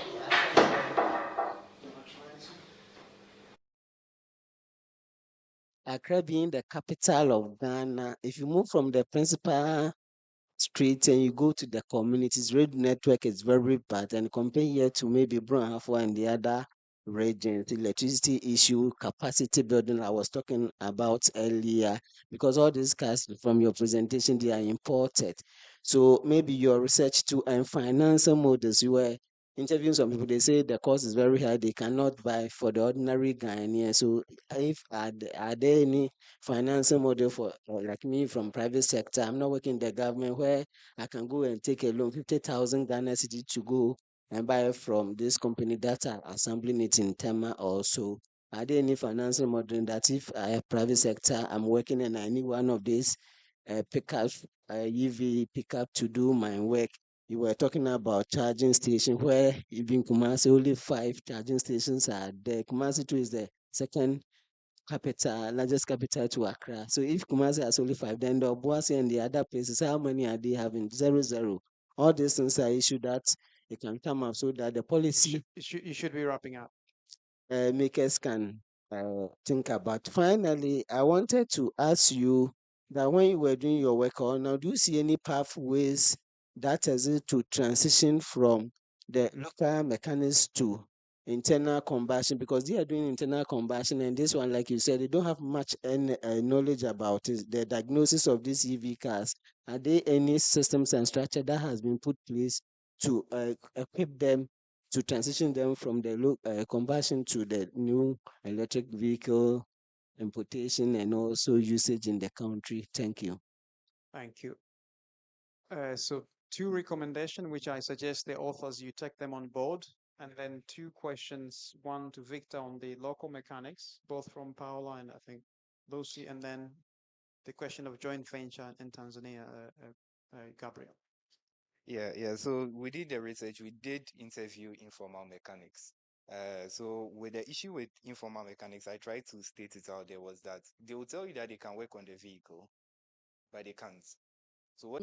But there are evidences of technology transfers. That joint venture is also involving the engineering department at the local university in some of the like technical issues, but also it gives opportunities for students to go and do their field work in the mini grids which have been established by Jumeme. So that one would have been a very good technology transfer platform. As I said, it's rarely happening. It's only one company. The rest are still operating by themselves and everything is internalized. Yeah. Mm.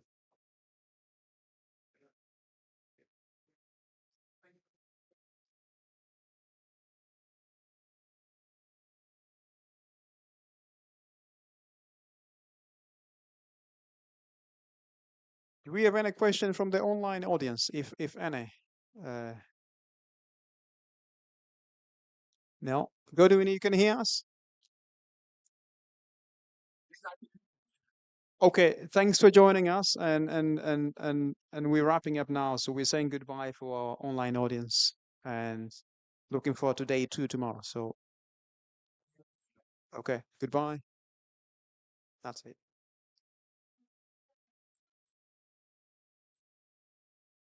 Is that okay? Yes, please. Is that Priya? Okay. Yeah, there's plenty of time tomorrow, so do that, please. Say it again.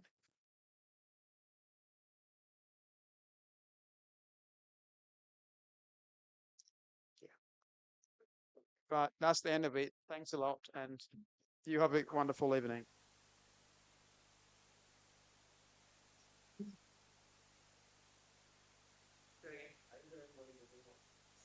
I think they are finished a long time. So they came here to look, they're finished a long time.